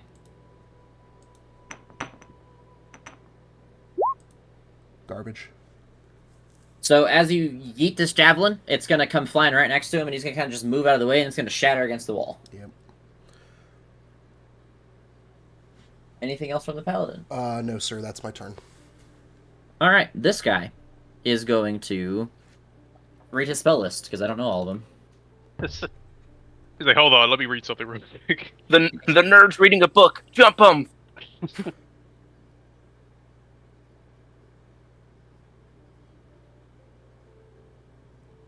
All right, he is going to raise his hands up, start saying some incantations, and moving his hands a little bit, and he's going to stomp on the ground really hard. I need you, Nigel, to make a dexterity saving throw. Oh, I think I'm good at those. Hold on, let me look at my saving throw real quick. Okay. 9. You are going to fail, so you're going to take not a lot of damage, but you are going to be prone. Nah, You're gonna damn. take 5. I forgot to check what kind. I think it's bludgeoning. 9 or 5 bludgeoning. I don't know why I said 9. 5 bludgeoning. I read your thingy. 5 bludgeoning, and you are prone. Okay, not too bad. As that happens, he is going to turn around. No one really sees it happens, but he's going to turn around and disappear. And then you guys are going to hear a large amount of rocks start to, like, collapse. Like, it just sounds like a rock fall happens. Above Like- us, or where he went? In this area where you guys can see Nijin. Neat. Okay. And that is the end of combat. Would I be able to see what happened, or... Nope, that was the point of him making you go prone. Okay, so I would have, like, looked up. You, like, as you were falling, you kind of, like, see him move, and that's, like, the most you would have been able to see. Like, you Do see I him move see, away, like- but you can't see anything else. Do I see, happening. like, rocks, like, about to fall on top of me, or was it, like... You just okay. hear rocks. As he kind of walks through this area, it looks like he kind of, like, you hear, like, a shifting noise, and then he just disappears from your vision, and then you hear a ton of rocks fall afterwards. Oh, okay. So it's, like, beyond what looks like a stone wall in front of you that happened. Okay.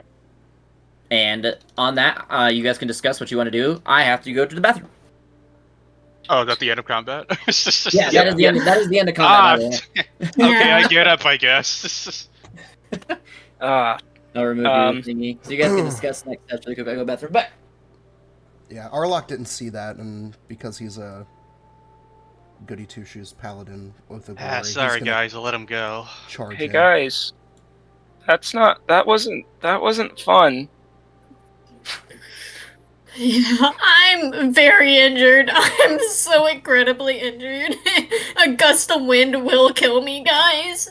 I think it will be good if we maybe take a quick look around and then take a short rest in here. Just try to collect ourselves and maybe call it a day. I have one last healing spell slot. If who feels the most dead? I'm hurt, Me. but I'm not. I I'm have not 2 too HP. bad. Yeah, Okay. you should help Thalia. Thalia, I'll cast Cure Wounds on you. Have 9 health. Thank you, thank you. That brings me up to full. Okay, perfect. Wait, Oh, that wasn't good. That can I just have a quick meta moment? How Yeah. much HP does everyone have? Because I'm starting to feel like I have too much HP. I have at max 17, and then right now I'm at 11. Like I have your maxes, not your current. My Max max, is max is 17. my max is 17 as well. mine's 22. Is mine wrong then? I only have 11. What'd you start out with? I don't know. At level 1. From your character sheet, click where it says I hit think- points. Or I'm sorry, Yeah. not hit points. Where is that? Oh no, it's the top. Are you using D&D Beyond? Yeah. Okay, the top right. There's a little anvil looking thing that says "Go to Builder." Click that, Mm-hmm. and then at the top of your character sheet, it should say hit max hit points and hit die. What's your hit die? I'll be right back. I'm using the bathroom too. My hit die is 1d8. Okay, so you should have 8 plus 5 at the minimum, so 13 min. But did you roll when we leveled up to see if Yeah, you I got rolled more? a 7. Okay, so you should have 7 plus 8, so you should have 15 hit points total.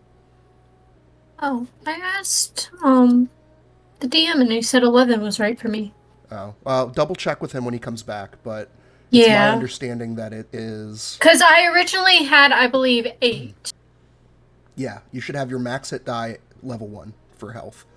And then each Then level you- up, you get to roll another hit die and see if you get above the average. And if you do, that's what you use. And if you don't, then you take the average. Yeah, it does Right. say the average should be 16. At level 2, it should be an 8 from your level 1 plus half of that rounded up, so 5 from level 2, which would be So- 13. It says potential values, total fixed value HP 17, total average HP 16, total possible HP 20. Okay, so under where it says HP modifier, that's where you need to add the number that you rolled at each level up. So for me, it says rolled HP is 10, and my HP modifier is 8, because I rolled an 8 when we hit level 2. And then you also add your Constitution yeah. bonus if you have that. Per level, yep. What's the Okay, I'll Constitution double check bonus? when the DM comes back. I Yeah. probably did this wrong. I've never rolled for HP before. I haven't either, and that's why I'm questioning mine, because I have 19 HP as a halfling. Tanky boy. That's why I'm like, wait a second, do I have too much HP? Because I have, I have +4 from Constitution. As Ranger, my hit dice is 2d10. Yeah, I also have a +4. And I have 2d8. Yeah, At Soren, you level 2. potentially have as much, or I'm sorry. Yeah, that's right. You potentially have the same amount of HP as a paladin, because our hit die is also a d10. So, Mine's 2d10. at this point it is, yeah. But your initial Okay. level 1 was a d10, so you had 10 at level Oh, 1, okay. plus your con. Okay. Sorry, I'm back. Well, what'd I miss? We We were were talking about our discussing- HP levels. Yeah, HP Okay. levels. Yeah, I'm at 17 max. Yeah, Yeah. pretty sure I did mine wrong. I only have 11. Yeah. And What's the Mizu base? seems really low, too. You could just raise the music. Oh no, Mizu. I'm sorry. Yeah. Mizu. Mizu's sounds really low. 10? Well, that's because he's a wizard.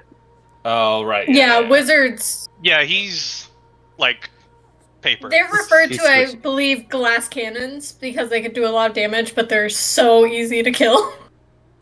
Yeah. Yeah, because my HP modifier on this says 5. Just as an in-game note, after I heal Thalia, I'm going to sit down and start doing a detect magic ritual. I'm sorry, with the DM in chat. You do. I feel that. Anyway,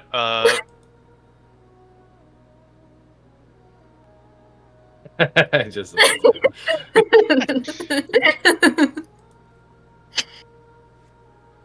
Can we just all do that emote to him real quick?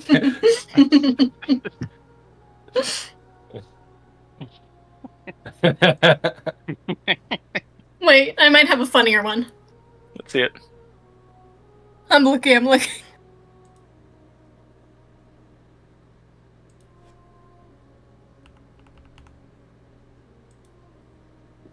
oh, Well, shit.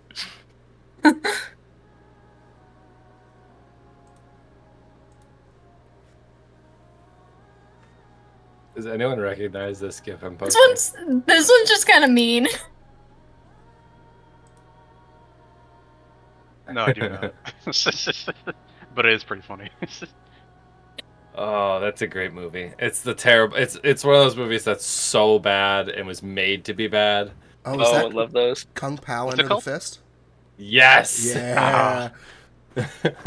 I saw it in theaters as a kid, and Oh my God. my buddy's mom took us, and she's like, "I regret this."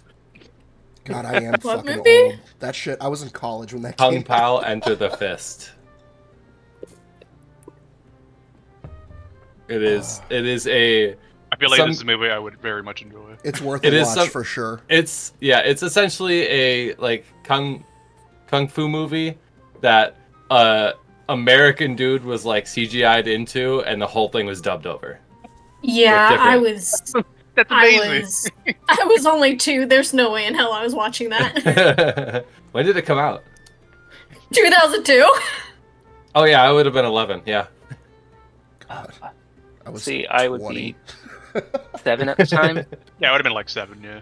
Oh yeah. You guys Sorry. should definitely watch this movie. It is 100% worth the watch. It has so many good Yeah. quotes. I was a literal fetus. I think the only other movie I would have watched that was probably might have been simpler is Kung Fu Hustle. Yeah. I like That that. one's great. Yeah. I saw one that was called like the Buddhist Pawn, like that. That was kind of like that. This sums up the movie very well right here. This is an actual scene in the movie. What the fuck? Oh, this is around the time The Matrix came out too, huh? Yeah. Yeah. The But- Matrix Killer. I believe This is also in the movie. The DM's gonna be very confused. Like, what is Yes. Guys, I think the Nuggets won. I think I died. Yeah, I'm literally just typing in Kung Pao in the gift search, and these are coming up, and it's so on point. Oh, and the rat nunchucks, I forgot about those. rat nunchucks? Oh wait, we got some dead rats. I got a good idea. Oh god. No. I'm not doing the call- fingernails again. I call it my plague flail. You just take the rat fingernails because I was promised only humanoid fingernails. It does 1d8 poison damage every time I hit you. We could tie their tails together and then tie it to Mizu's quarterstaff, and then we have. I thought you were gonna say tie the tails together and use it as a nunchuck. Oh my gosh. Hear me out.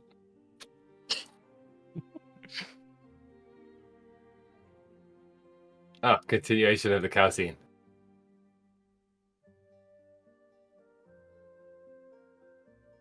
Well, Yeah, God, it's awesome. God, it is such a good movie. I need to watch that again. I just saw a Reddit post this morning, and that's what reminded me of it. is most quotable movies, and this was up there for me. And I saw it on the list. A lot of people have seen this movie.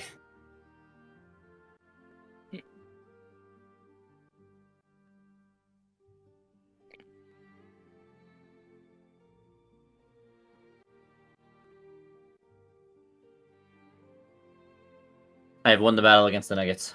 Oh, Do you know Bless. the gifs I'm posting? No. Oh, it's Kung Pao. You need to watch it. It's hilarious. It looks interesting, is the words I'll use. that's a lot of nuts. So, we were wondering if maybe, I was wondering if maybe I had, rolled my HP wrong. How did you do it? Well, I have 11 as my maximum hit points. Uh-huh. So I rolled 2d8, and I rolled, 7. So you should have only rolled 1. Your first level is the maximum of your die. So it'd be 8. No, I rolled a 7 on the 1 die that I rolled. Okay. So yeah, then you would be at, if you rolled a 7, then you should be at 8 plus your con modifier plus 7 plus your con modifier again. Okay, So, I think I did like do mine wrong 19, then. I think. So am I doing 8 plus my con modifier for my first level? Yes. And then your second level So would that be will be 2. And then 7 plus it'd be- 4? So it would be 10 for your con modifier is 2, right? For my first level, yes. And then for my second level, it's 4. Why is it 4 for your second level? It should Well, I'm jump. asking if It's 2 per it level. shouldn't. Yeah, it'd be It's 2 per level. Okay, perfect. So every level, you'll add your con modifier on top of, like, 1 dice. For your first level, you get the max. So it'd be your 8 plus your con modifier. If it's 2, then it'd be 10 plus 7 plus 2 again. So it should be 19.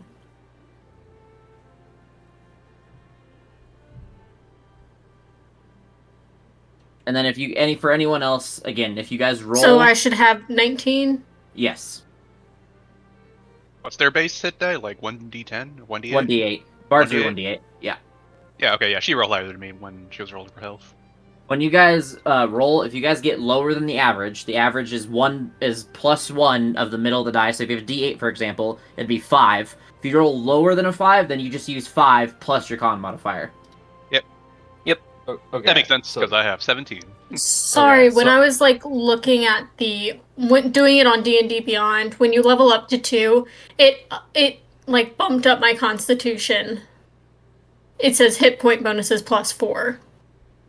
That's why I got confused. I'm guessing that means it's your total bonus Yeah, from it's your both total. levels. Yeah. When you hit level 3, Okay. that'll say plus 6, and so on and so forth. Okay. Until you get... So, Okay. but only do the 2 every time. Yes, only add 2 extra. Okay, so can I double check mine quick then? Yeah. Okay, so I have... Hang on. My constitution is plus 2. Okay. I have 19 HP. That's what I have it at right now. And I was wondering if that's high or...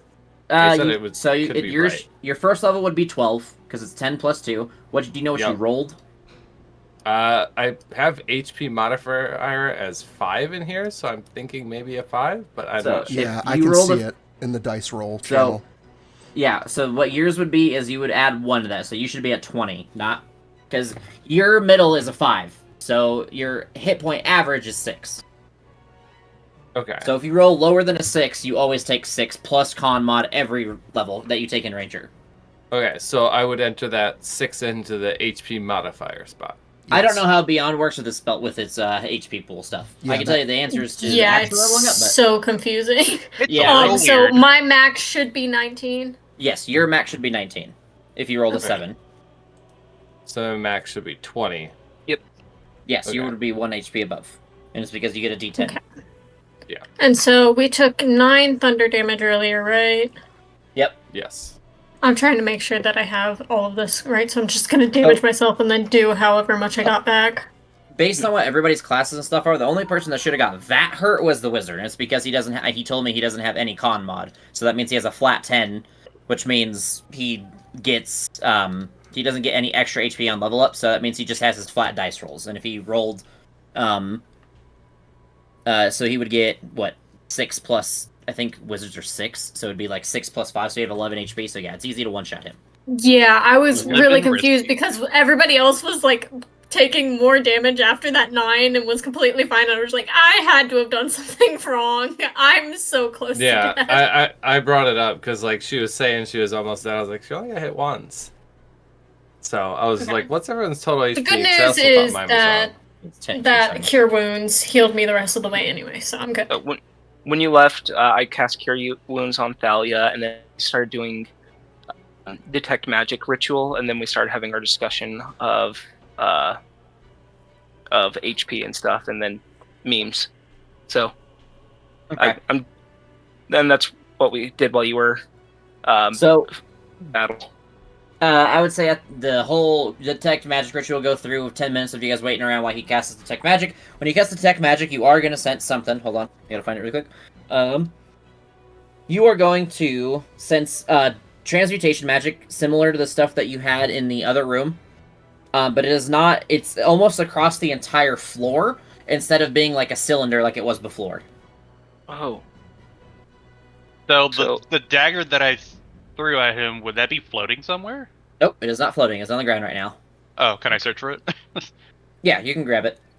Cool. Is it damaged or anything? I would say it has a chip in it. Yeah, it's a chip dagger because Okay. when it hit his armor and he deflected it, it just kind of hurt it, I guess. Cool. Did my damaged javelin shatter when I threw it? Yeah, when you because of how far you were throwing it, you had to put a lot of weight behind it. So when you put that weight behind it and he moved, it just kind of crashed against the wall behind him and just broke into a few pieces. All right. I always forget I have darts, but whatever. Give me 1 second. I'll be right Can back. I roll an investigation check on the room to search it? You sure can. yeah. Do you want me to do like a whole area or like the whole room all in one go? Yeah, you'll just do the whole. I'll just have you do the whole room with one roll. Also, I would have, in the meantime, while 13. Fallon was casting his ritual, I would explain to him what happened and how he escaped.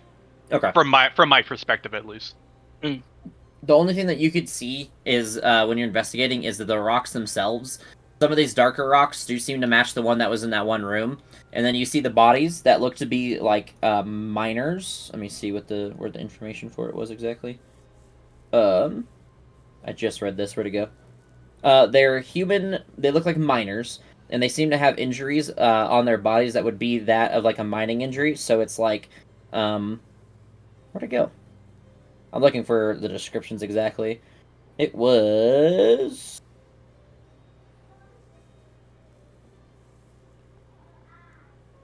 Hold on, I'm trying to figure out where the fuck I read it at. I just read it. I'll find it eventually, guys, I promise. Sorry, Impact. What happened? Oh, here it goes. So its injuries are consistent with mining accidents. They are, they have crushed limbs, chest cavities, or crushed heads. And that's like the only things that you guys really find inside of the room, outside of the magic after detecting magic. Are these bodies old or are they more recent? They look It's hard to tell. They don't look like super old and rotten, but they don't look super duper new either. Can I search them? They don't really have much on them. They only have what was it? If you take off their clothes, I swear to God. They have scraps of tattered clothes and scraps of rusted iron around them. Alright. That was part of the deal, though, yeah. Right. Valorant, this room is magical? Yeah, no, there's the same type of transmutation on this entire floor as there was in that one area that was holding the rocks. I don't see how it's affecting anything, but there is magic centered in this area. Because of that, I'd like to go to one of the smaller... Actually, I think I know how the sinkhole happened then.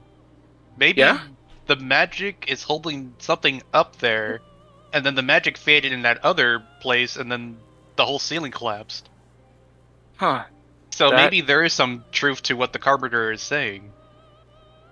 Yeah, the rocks if you move the rocks, it does do something. So now I'm wondering what's above this, and then if there's any homes like actually up there. We've traveled pretty far, and it's in the direction. I believe, if I had to guess, it would be the marketplaces under this area, if not a little bit further away. I would. Whoa! Yeah, someone rolled Mizu a natural. coming in with a He's crit. He's doing an Arcana check. So for like teleportation magic, when you're looking for it, you don't see your knowledge of teleportation magic is very minimal right now with the amount of like power that you have as a wizard. So even with like the immense knowledge that you're thinking about right now, the only stories you've heard are things where they have to be able to see to teleport. You don't know any actual strong teleportation magic outside of that. And this individual that you guys face doesn't seem to have the magical capability based on what he did, because if he did, he probably would have killed you guys very, very easily if he was that strong. Oh,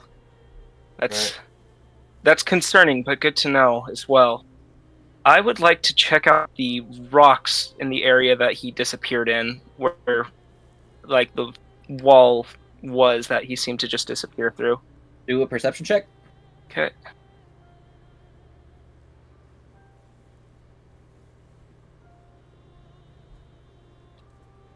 That one. No. It looks like a big stone wall.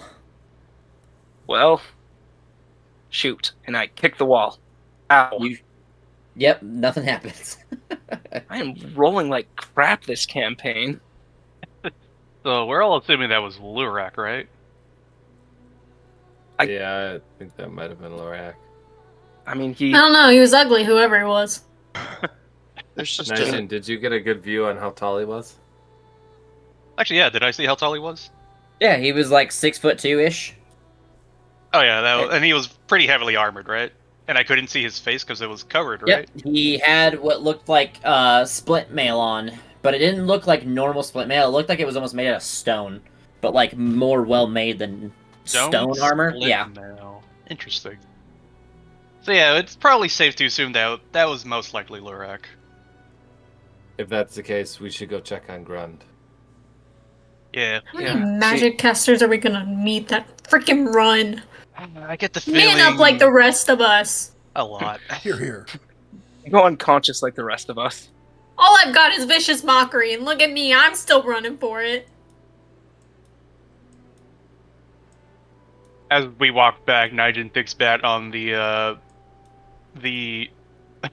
mud sorcerer who robbed him on the way to his destination, and just starts wondering, I really hate magic users who can just control the ground. It's really frustrating. And he just thinks that to himself. Alright. Do we see Grund when we get back to this room? Yeah, you sure do. He is hanging out doing the same thing. As you guys approach again, he does the same thing where he's like, "No, leave west!" And he keeps pointing. Yeah, we met Lurak. Grund. Macy's gonna walk up and inspect Grund and specifically try to physically touch him. You touch him and he kind of just like looks at you weird, but doesn't react really. Sorry, mate. You're kind of like a programmed illusion. You just kind of repeat the same thing. My bad. Is he maybe... I don't know, is he under a spell? I hear magic users can do that sometimes. I think that's just Grund. Would I still be detecting magic at this point? Do I see anything magical on him? How long does detect magic last for? 10 minutes. Like 10 minutes. 10 minutes. Yeah, you don't sense any magic on him. I'd say you still have it active for a little bit. All right. Okay, maybe he's just like that. Hey, Grund, if you come back up with us and tell us what's going on, we can have some picks together. He looks at you kind of like awkwardly and kind of like almost in like a fearful tone. He says, "They take care of me." I know, and we want to take care of you too. And the best way to take care of each other is with pickles, right? And he kind of just like rubs his hands together like in like a scared like child manner, and he like barely shakes his head like he's guilty of something. What are you trying to insight? Well, I'm trying to either insight or arcana to see if I can recognize the patterns of maybe some sort of control spell. There was no magic detected on him. Even if he was controlled in some way, you guys would have been able to at least detect it. Oh, so detect actually Yeah. detects the effects of spells as well. Got it. If I the will magic lock that away. if it's a magical effect that like controls him, it would have to linger on him, and detect magic would be able to see that lingering at least. Got it. Okay. Never mind then. I do not do that. We Grunge. know they take care of you. We want to take care of you, and so we can go up, have some pickles, talk about what's going on, and do what we can to take care of each other.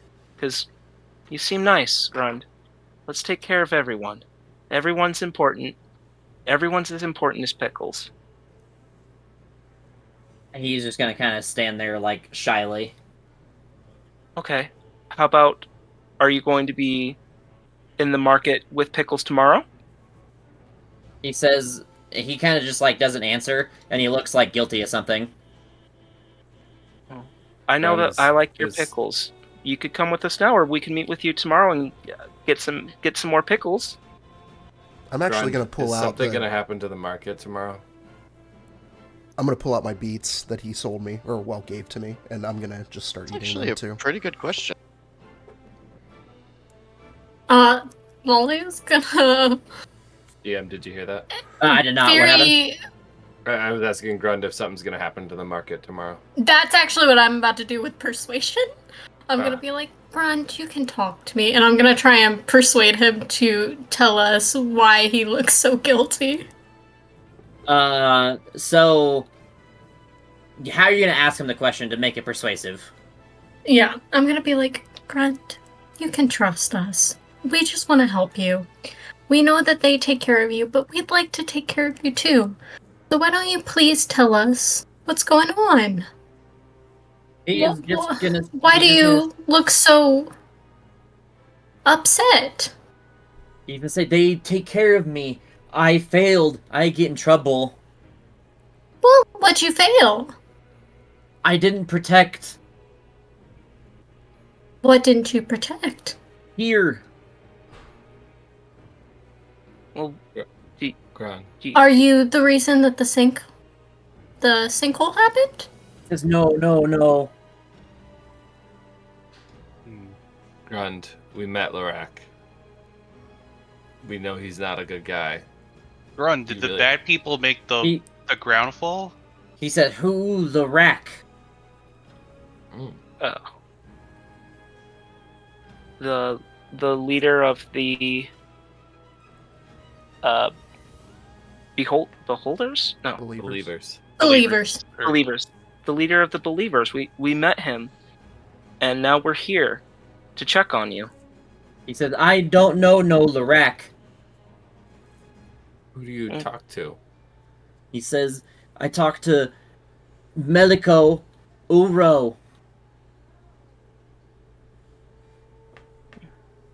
Well- I'm going to pull out my glass orb that has smoke moving on the inside and say, Grund, if you come with us, you can have this as well. He takes it nervously. Will you come with us now? And he kind of like again nervously shakes his head. Nods his head, I'm sorry. All right. Okay, come on. All right, let's go. And we'll slowly lead him out. Before we leave this Actually- room, No, go ahead. I had two questions, really. The rocks in the middle of the floor where the boy was, are they like the obsidian floating shard from the other room that was in the cylinder floating? No. He they look like normal rocks and stone, just heavy ones. Okay. And then you said there are chains or ropes by this door that we're near? There are, where is it? The explanation again, hold on. It says there are 10 oiled chains are secured to so beside the door is a set of iron bars bolted into the wall about 3 feet above the floor. 10 oiled chains are secured to the bars leading up to a hole bored in the ceiling.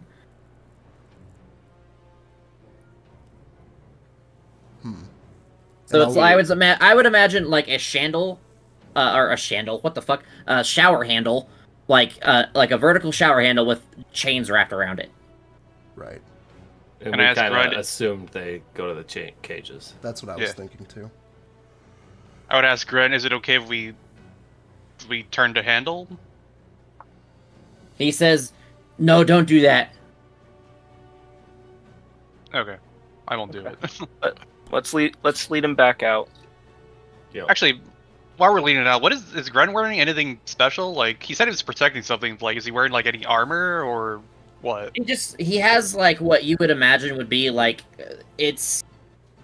Let me double check what it is. I don't think it's like anything crazy. I think he's just wearing like leather armor. Because like I was just looking at the toga and it looked like very like heavily armored. So I was like, Yeah. No, he just has leather armor. That's it. Oh, okay. I was just curious. My Alright. boy's got mithril chain on. I know, right? All right, Man's let's decked lead out. Grund out. So yeah, you guys can just make your way out with Grund. I reach up and I- hold his hand. And I'm gonna drag you guys back to this one. Okay. Oh. Okay. So I'd say Did you have something else, Mizu, really quick? Yeah, I was gonna say as we exit the room, Mizu's gonna be the last one out, and he's just gonna quickly mage hand one of the handles just to see what it does. As no. you guys, as you're leaving just the room itself. Yeah. All right, hold on. So We all explode. Uh-oh. rock fall, everyone dies. I'm gonna move you guys' tokens for you really quick in what I would assume is the fashion of based on what everyone was moving like. I would obviously be in the back because I was making sure I was the last one out of the room. I'd probably And be in the then, middle holding Grund's hand. yep. I think. All right, D10. Let's see what happens. Oh god. So, Mizu joins the party, immediately kills everybody. so as you have your mage hand cast, a cage is gonna fall above Arlock. Hold on, drag you guys back. And Arlock is going to have. Hold on, let me read. No, I'm in the wrong section. Am I? No, not. Hold on. It is. Where the hell is it? So it's going to be.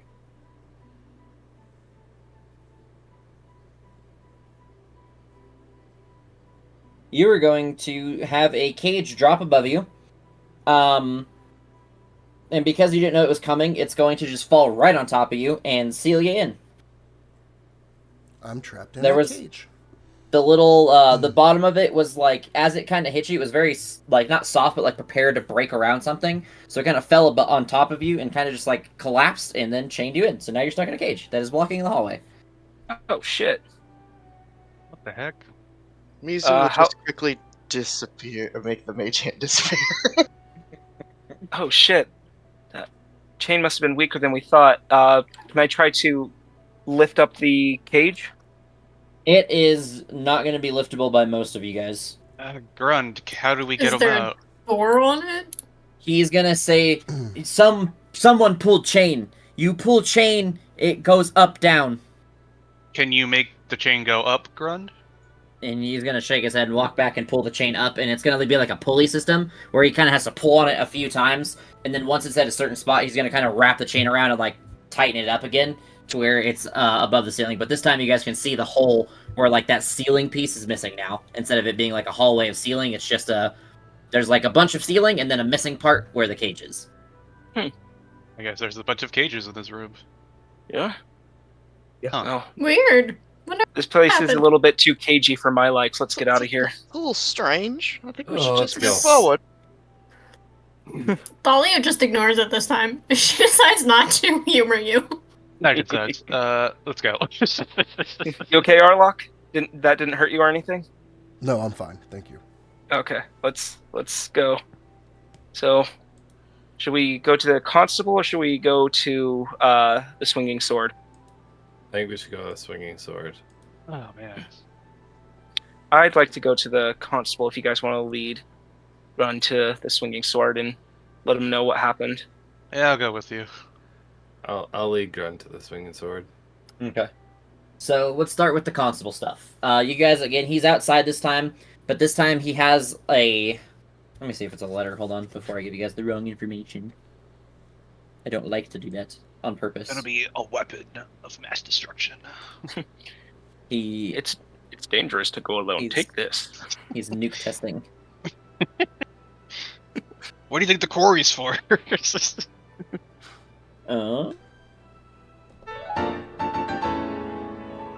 Yeah. You got a nuke. So, he's gonna have like a few letters in his hand. One of them he's reading. The rest of them seem to be closed still. And he's sitting outside. He looks very stressed out. All right, I'll approach him, and with my still slightly injured body, I'll go. So we got some not great news. He's gonna look and say, "More of it." Not to my surprise. Yeah. We were exploring the area, and while the boy that we found was being looked over by Grund, we brought Grund over to the Swinging Sword to calm him down and probably talk out what's been going on if we can. But as we were exploring, we met a heavily armored man named Lorok, and Lorok is a very, very powerful wizard. Fortunately, while pursuing him, he somehow was able to escape through a wall that then crashed down, so we were not able to pursue him anymore. It led to an area covered in transmutation magic that seems to be keeping something afloat. We're afraid where it may lead and how it's going to affect the city if anything happens to that area. The stress is gonna just like wash over his face and say there's so much happening right now. He says, "This is ridiculous." He says, "Bring Grun to me." I don't believe he did this out of malicious intent. I might be able to get some information out of him without scaring him or making him feel bad. Oh, okay. We'll grab him. We'll get him from the Swinging Sword. What else is going on? He's gonna have a handful of letters in his hand and say, "Well, I know you guys have arrived here from certain factions, and each of these letters are for a group of each of the factions. I have a letter here for myself warning me about something that's happened around us. There's been a delegation that has been sent out with quite a few things going on, and the delegation was attacked, or we're assuming, because everything, we've found some wreckage, and there are many people and things missing from it. It was called the Mirabar delegation. So I did not want to read the letters of anybody that wasn't for me, but I do have letters for individuals from the Harpers, the Lord's Alliance, Emerald Enclave, Order of the Gauntlet, and the Zentrum. All right. Wait, the Zentrum are just sending out letters, just like, "Yep, it's us."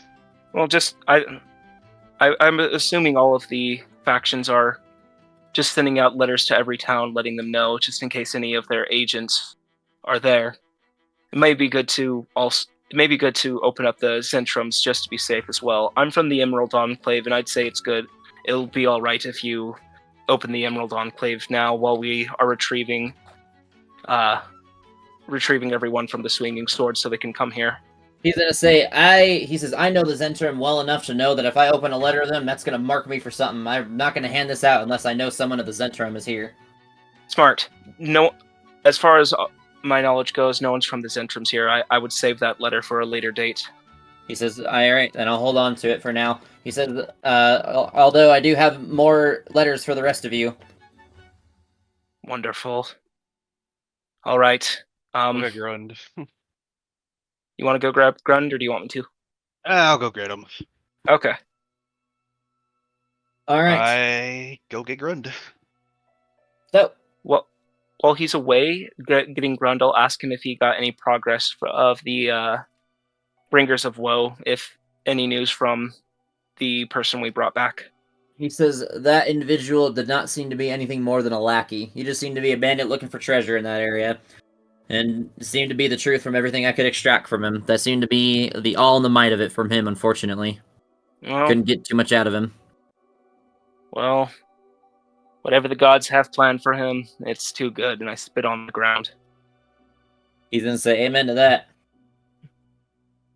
I'll wait for everyone to come. All right. I'd say after a little bit, you Grund.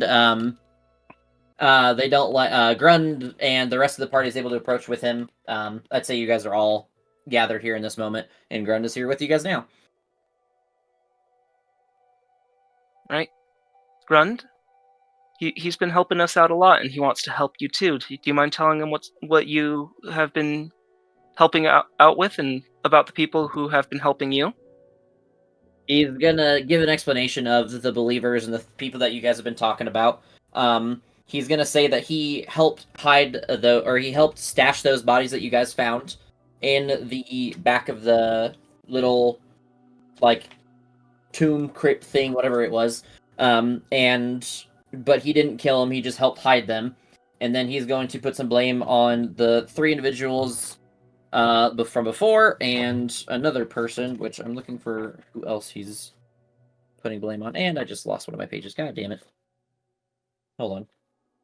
I need to save that. That's my bookmark. Thank you. Alright, where is it? So he is going to one more page. Hold on, I'm getting there.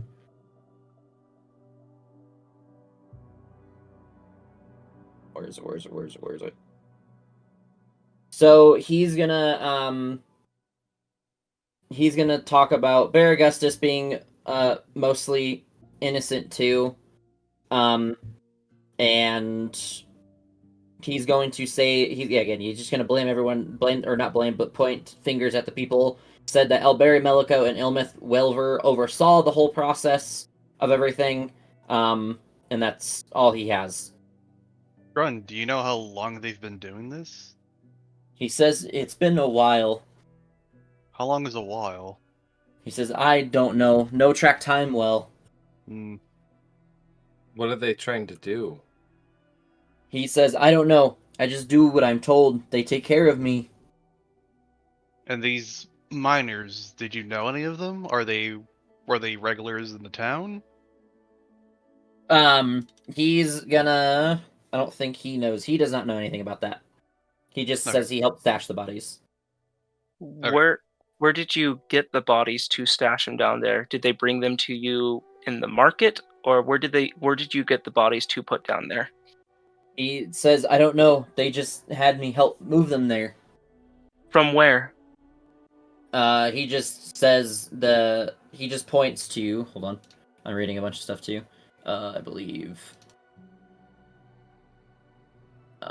that is the... For you guys? No, it would be... Okay, hold on. I'm double checking. It is the... Well, fuck. The northeast, he points to. Like, on your guys' current map, it's the northeast. Okay. Is that the direction of where the graves were being dug? No.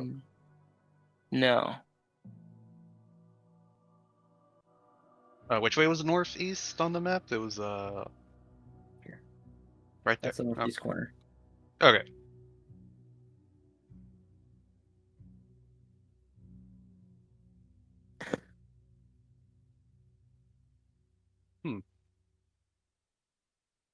Yeah, do we know anything from that direction? The only thing you guys know in that direction is the Sumber Hills. Sumber Hills, that's where Green Boot said that the graves were coming from.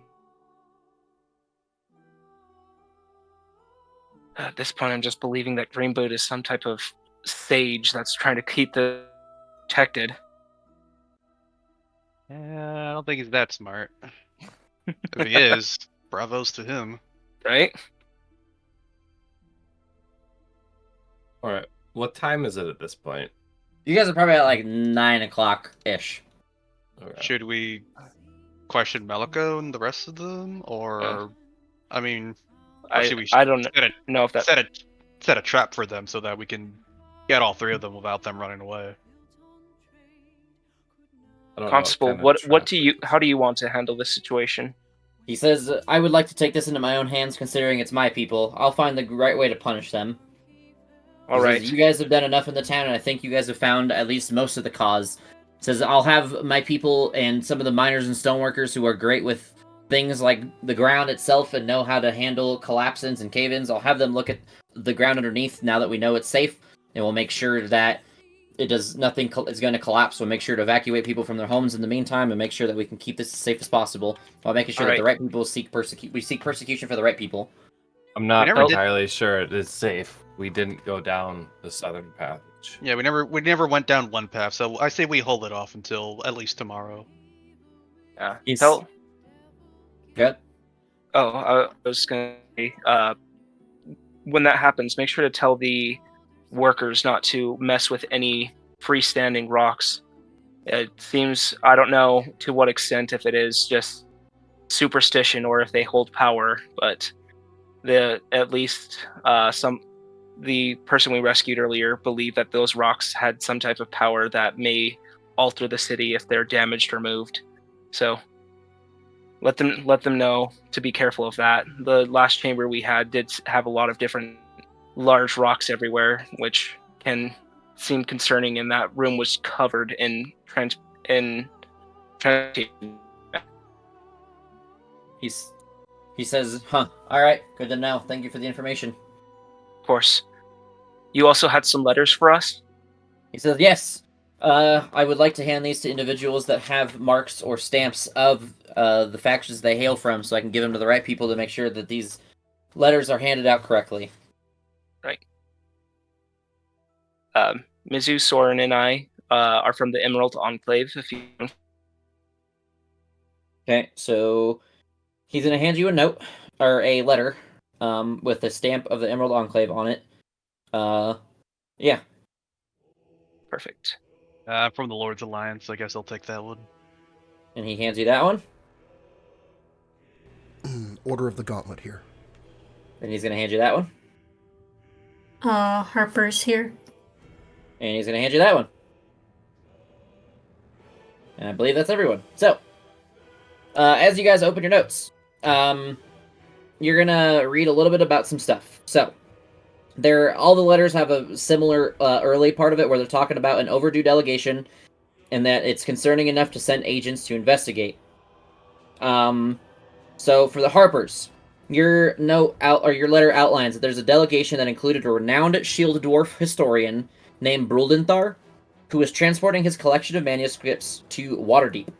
They don't want the sage or his books to fall into the wrong hands, so they want this to be investigated. The Lord's Alliance. It is saying that there are 3 important diplomats from cities in the Alliance that were leading this delegation. A moon elf from Silvery Moon named Teresiel, a shield dwarf from the Mirabar named Rundorth, and a human noble from Waterdeep named Desena Majara. The diplomats are important, but each also carries one part of a secret, coded document that must be recovered at all costs.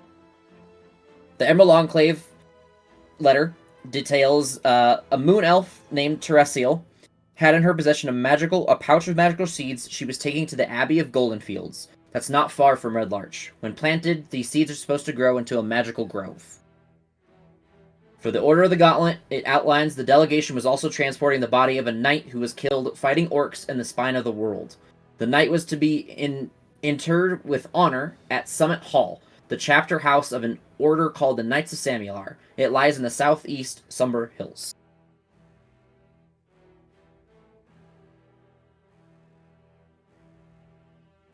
Can we get like that text or the letters in chat so I can like write it down because there was a lot.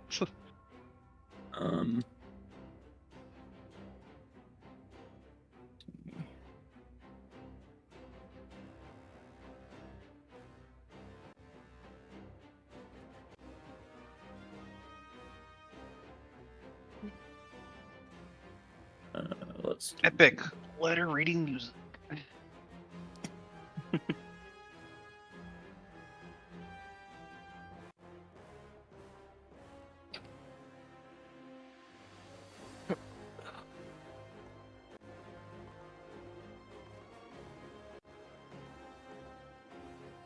There you go. Put it in campaign information.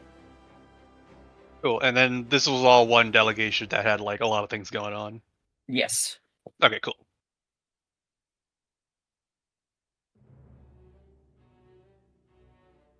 So,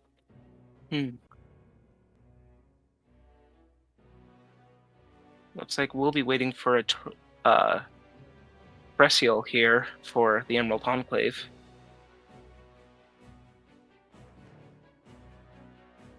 All right. So,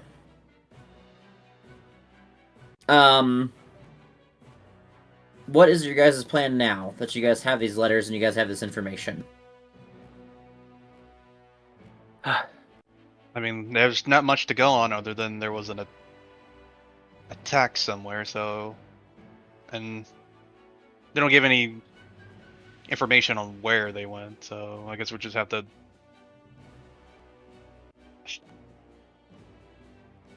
I say, first of all, let's go and get a drink, and then we can try to figure out what to do next with this information, and also what's going on here in town with everything adding up. What do you guys think? I think it's a great idea. All right, That's all we got, I guess. head to the Swinging Sword and see if they have some drinks available. So, a couple things are going to happen now that you guys are here. Obviously, there's been some rumors passing along with the information. So, I want to go through everyone's adventure hooks and give you guys some information based on that. So, does anyone have best served cold? Sorry, I have to look and see what mine actually were. Yeah. Okay. No, I don't have that, no. No. Okay, going once, going twice, and gone. So, the next... Hold on.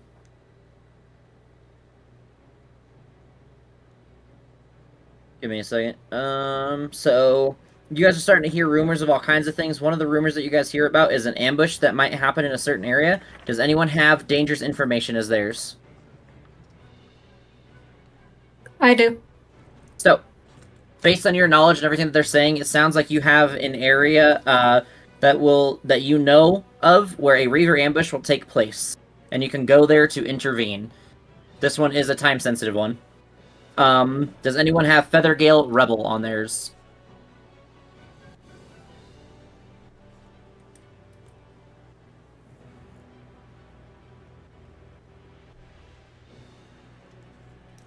Going once, going twice, and gone. All right. Does anyone have Madman at Haunted Keep? Negative. Nope. Nope. No. Going once, going twice, and sold. Standing Offer or Strange Map? I have Strange Map. I Okay. also have Strange Map. So, you guys, based on that strange map that you guys have on you, you guys are going to have a location that people are talking about that seems to be what is called the Sacred Stone Monastery marked on it.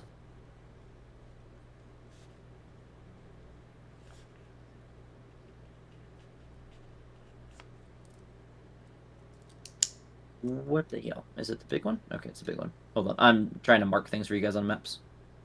On the big map. Where's that one? I can't see it. Nope. No.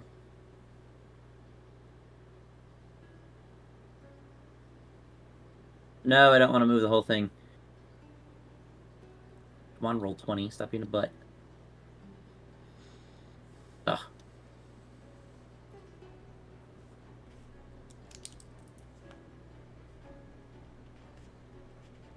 Okay, what if I do this really quick? I don't even know what that is. I just want to see this. Thank you. Jesus. Okay. Sorry, I'm trying to mark these things so that way we can...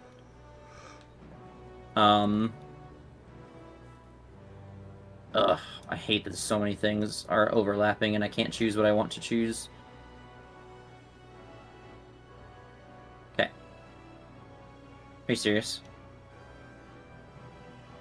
Come here. Okay.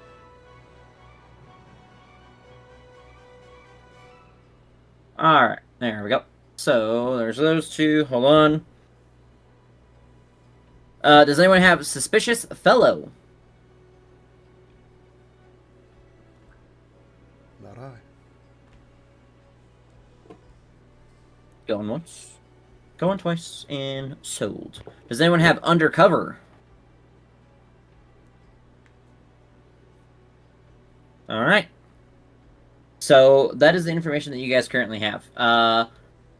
Since Mizu was added a little bit late, he might get some of this information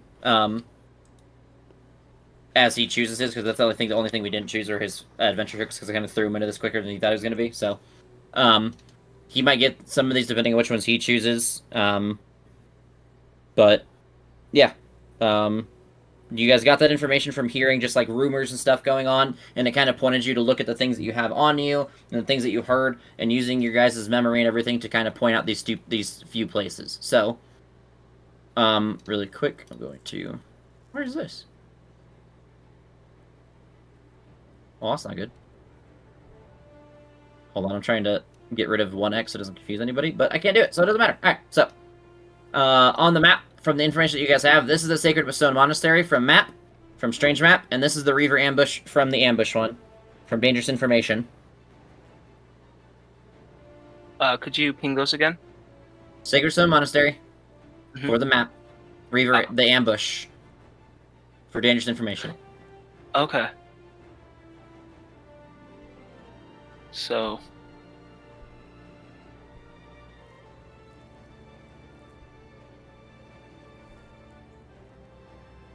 So Thalia, you said something of an ambush maybe happening? Yeah, it does seem like it is a bit time sensitive. We probably need to do it sooner rather than later. I guess we can head out tomorrow and check it Yeah, out. I think the answer is pretty simple. We just take care of that. Yeah. I was also... Seems like Thalia and I have the same map, and I'd like to take out whatever map it is and show. Seems after that, hearing something about something that's occurring on this map, maybe we could check out what's going on there afterwards, but whatever this ambush is, if anyone's in danger, I want to go check it out. Do you think we have time to rest for the night and head out in the morning, or should we head out there immediately? I think we have time. We better have time because I do need to rest. Yeah. By the way, DM, do we get any experience for that whole encounter? You guys are about to find out in a minute. Cool. Well, I'm going to finish my drink, pay for it, pay for the room for all of us, and go meditate and go to bed. All right. Anything else? So how much for bedtime adventures? I want to make sure I get through everyone's stuff before we do that. Because right after you guys long rest, before you guys head off, I'm probably gonna have to stop for the night because I'm not gonna have time to get into too much else. So. That's about it. I don't think we don't really have hints on what else to do other than the adventure hooks. I guess some point tomorrow, if the constable has gathered them up, maybe we should do our own questionings, or we can do that at a later point. It'll probably be good to like check with the constable and then get some supplies before we head out. But yeah, I have a dark robe in my inventory that I took off of the necromancer. Does it have any symbols on it? It does not. Oh, okay. Yes. Would I be able to turn those into bandages of sorts that could help stabilize? You can definitely attempt. I would like to attempt that. Let's do on this one. I'm trying to think what that would be. Probably just do a medicine check overall, creating a medicine-based thing. I was afraid you'd say that. Yeah. Well, you don't seem to figure out how to quite make appropriate bandaging from the robe itself as you try to like tear it apart. Everything seems too weak, too strong in certain areas, or like too thin or too like large. So everything's just kind of awkwardly made out as you kind of pick it apart trying to make bandages. So would you say I just kind of wasted the robes? I mean, you could put tattered robes in your thing, and it's like ripped up pieces. But yeah, it's not gonna be useful for anything. Okay. As a side note, I guess for future reference, since I'm proficient in weaver's tools, would I have been able to rip them up and make them into bandages? You have to try and find out. Okay, cool. We'll try that next time. Yep. I guess one I more. do. I'm pretty good with medicine, guys. You can talk and you can fix people. Good to know. Laughter's the best medicine. Fair enough. Mizu, are you able to identify magical items at all? Not quite yet. I do have it in my spellbook to study, but I haven't quite perfected Okay. it yet. Since you're going to be traveling with us, and I know you're from, well, you're with us in the Emerald Enclave. We found this orb while we were checking an area before. I don't know what it is. It feels magical, but far beyond my understanding. We want to know what it is, especially if it has anything to do with the weather patterns that are affecting Red Larch that the Emerald Enclave sent us here for. So I'd like you to see the orb if you know anything about it, or just know that we're going to be trying to find something with it in the future. But keep it to yourselves until we can identify it or find someone who can. So I'll show him the orb and let him do anything he needs to with it. At this level, I would be able to do, I guess, is a basic Arcana check to see if I recognize anything on this device. I will tell you right now, you will not recognize anything on it. Perfect. You would have to identify it. They tried to detect magic, I believe, on it already, and because it's a magical Gotcha. item, it doesn't. They can't find out what kind of item it is. Right. Detect magic is not the same as identify. All right. Well, level 3. Perfect. Right before bed, I'm gonna look at my tiny silverish bell again to see if it is silver or not. I would say, based on your knowledge and the roles that you already created, you're not going to be able to tell the difference anymore. You've kind of settled in with, you got this. What you figured out is I just don't want it to be a thing, because if I let it happen now, then I have to keep letting it happen for other roles, and I don't want it to be like I want to keep continuity, so. Okay. I would say, enough. from your best investigation that you made before, you just determined that it is, you can't quite tell if it's real silver, but it definitely at least has a tinge of real silver, so it has the effect of real silver. Okay. Like plated, basically. Yeah. Okay. Anything else from anybody? Arlok is gonna eat half a jar of pickled beets and half a jar of pickled eggs for his daily ration or what have you. And then I'm gonna mix the leftover half jar of beets and half jar of eggs together into one. Delicious. And then exercise, meditate, go to bed. That's all I got. Okay. When I see him do this, I'll say, I know to like make scrambled eggs, you have to beat it first. I don't think that's what they mean when you beat an egg. Silly cleric. Doesn't understand the finer things. Okay, I'd like to pay for the room for the night and everyone's drinks. Okay. I would say that between the help and everything, that everyone's going to give you guys at least the rooms for the night for free. Okay. How about for the drinks? How are you buying a drink for everyone? Who else is going to have a drink? Yeah. I will have some of my elderflower wine. Yeah, Okay. Mizu does not drink. I'll take a drink. Arlok does not drink either. Okay. But appreciates the Talia offer. also doesn't drink. All right, that's 2 people. So just go ahead and remove 4 silver. Perfect. I'll give the bartender 6 silver and tell her to keep the rest. Say thank Alright. you and call it a night. Cool. Is that it? Yep, Nigel will just take his drink, go outside to smoke, and then go to bed. All right. So I was gonna go to bed. So, Mizu actually has something. okay, what's up? Once everybody starts to kind of separate and go to their rooms, Mizu's just going to casually try to walk, like, slightly outside of Red Larch and just try to be as casual as possible. whistling to himself, just strolling to the outside of Red Larch. Okay, go ahead and roll performance. Do I see him walk out since I'm outside smoking? I would say, yeah, It's a 20.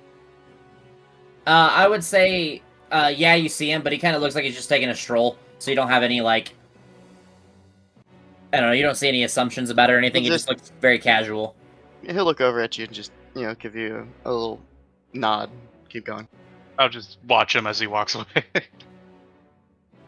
Once he thinks he's somewhat of a safe distance from Red Larch, he's gonna pull out the wand and attempt to use it. How are you trying to use it? Just try and awaken its innate magical power that I do not understand. So what are you doing with the wand? Like, what are you gonna do with the wand? Are you throwing it at something? Are you Oh pointing no, he's it, gonna, saying something? What are you he's doing? gonna set his quarterstaff down on the side of the road, lean it against the boulder. He's gonna pull it out and just, like Harry Potter that shit, he's just gonna try and, fling it forward in his hand like he's casting something. So, as you do that, you're gonna see a few red, energy, like, missiles fly out of the wand. And go a certain distance and disappear. And they'll kind of, ha! And then kind of do like a little happy dance and quickly. Do I hear any of both this in. happening with my passive perception? I would say, let me see how far it is, because it's not like that. I would say the distance that he got, that he was trying to achieve, I would say no. It's not that loud, and it didn't hit anything. Yeah, so he'll, tuck it into his little You might have- shirt and run. You back might have to the heard, like a tiny little echo of the like ha ha ha thing, but that's it. Nothing like, discerning. Yep. Now and you know what to say. Man, there's some really weird birds out here. I know, right? That's what I was just trying to enjoy the night sky, and this like creepy. Its beak was all long and. Oh. Anyways, I'm gonna go to bed, mate. Good night. All right. Good night. So, as you guys all head to bed and wake up in the morning, you guys are going to feel an energizing pulse in your bodies that makes you feel motivated to move on, and you guys are going to go up to 900 XP and be level 3. Oh, hell yeah. Whoa, shit. okay. All right. Just getting right to it, I guess. You guys have officially started the main adventure. Do we still have the chance to explore those other stuff on the long way? If we wanted to? Or is it like... I would say, because of the time-sensitive one, you guys could probably do that, and then if you get in those areas, probably you could try at least, yeah. Awesome. Perfect. Oh, thank you so much. Whatever that wand did, it leveled us up to level 3, so I like that wand. I love It's a good one. really. You guys are all at 900 XP flat. Perfect. This is, just so you guys know, this campaign has a mix of milestone and XP. It looks like it's a large amount of XP, but there are milestone moments, and that was one of them.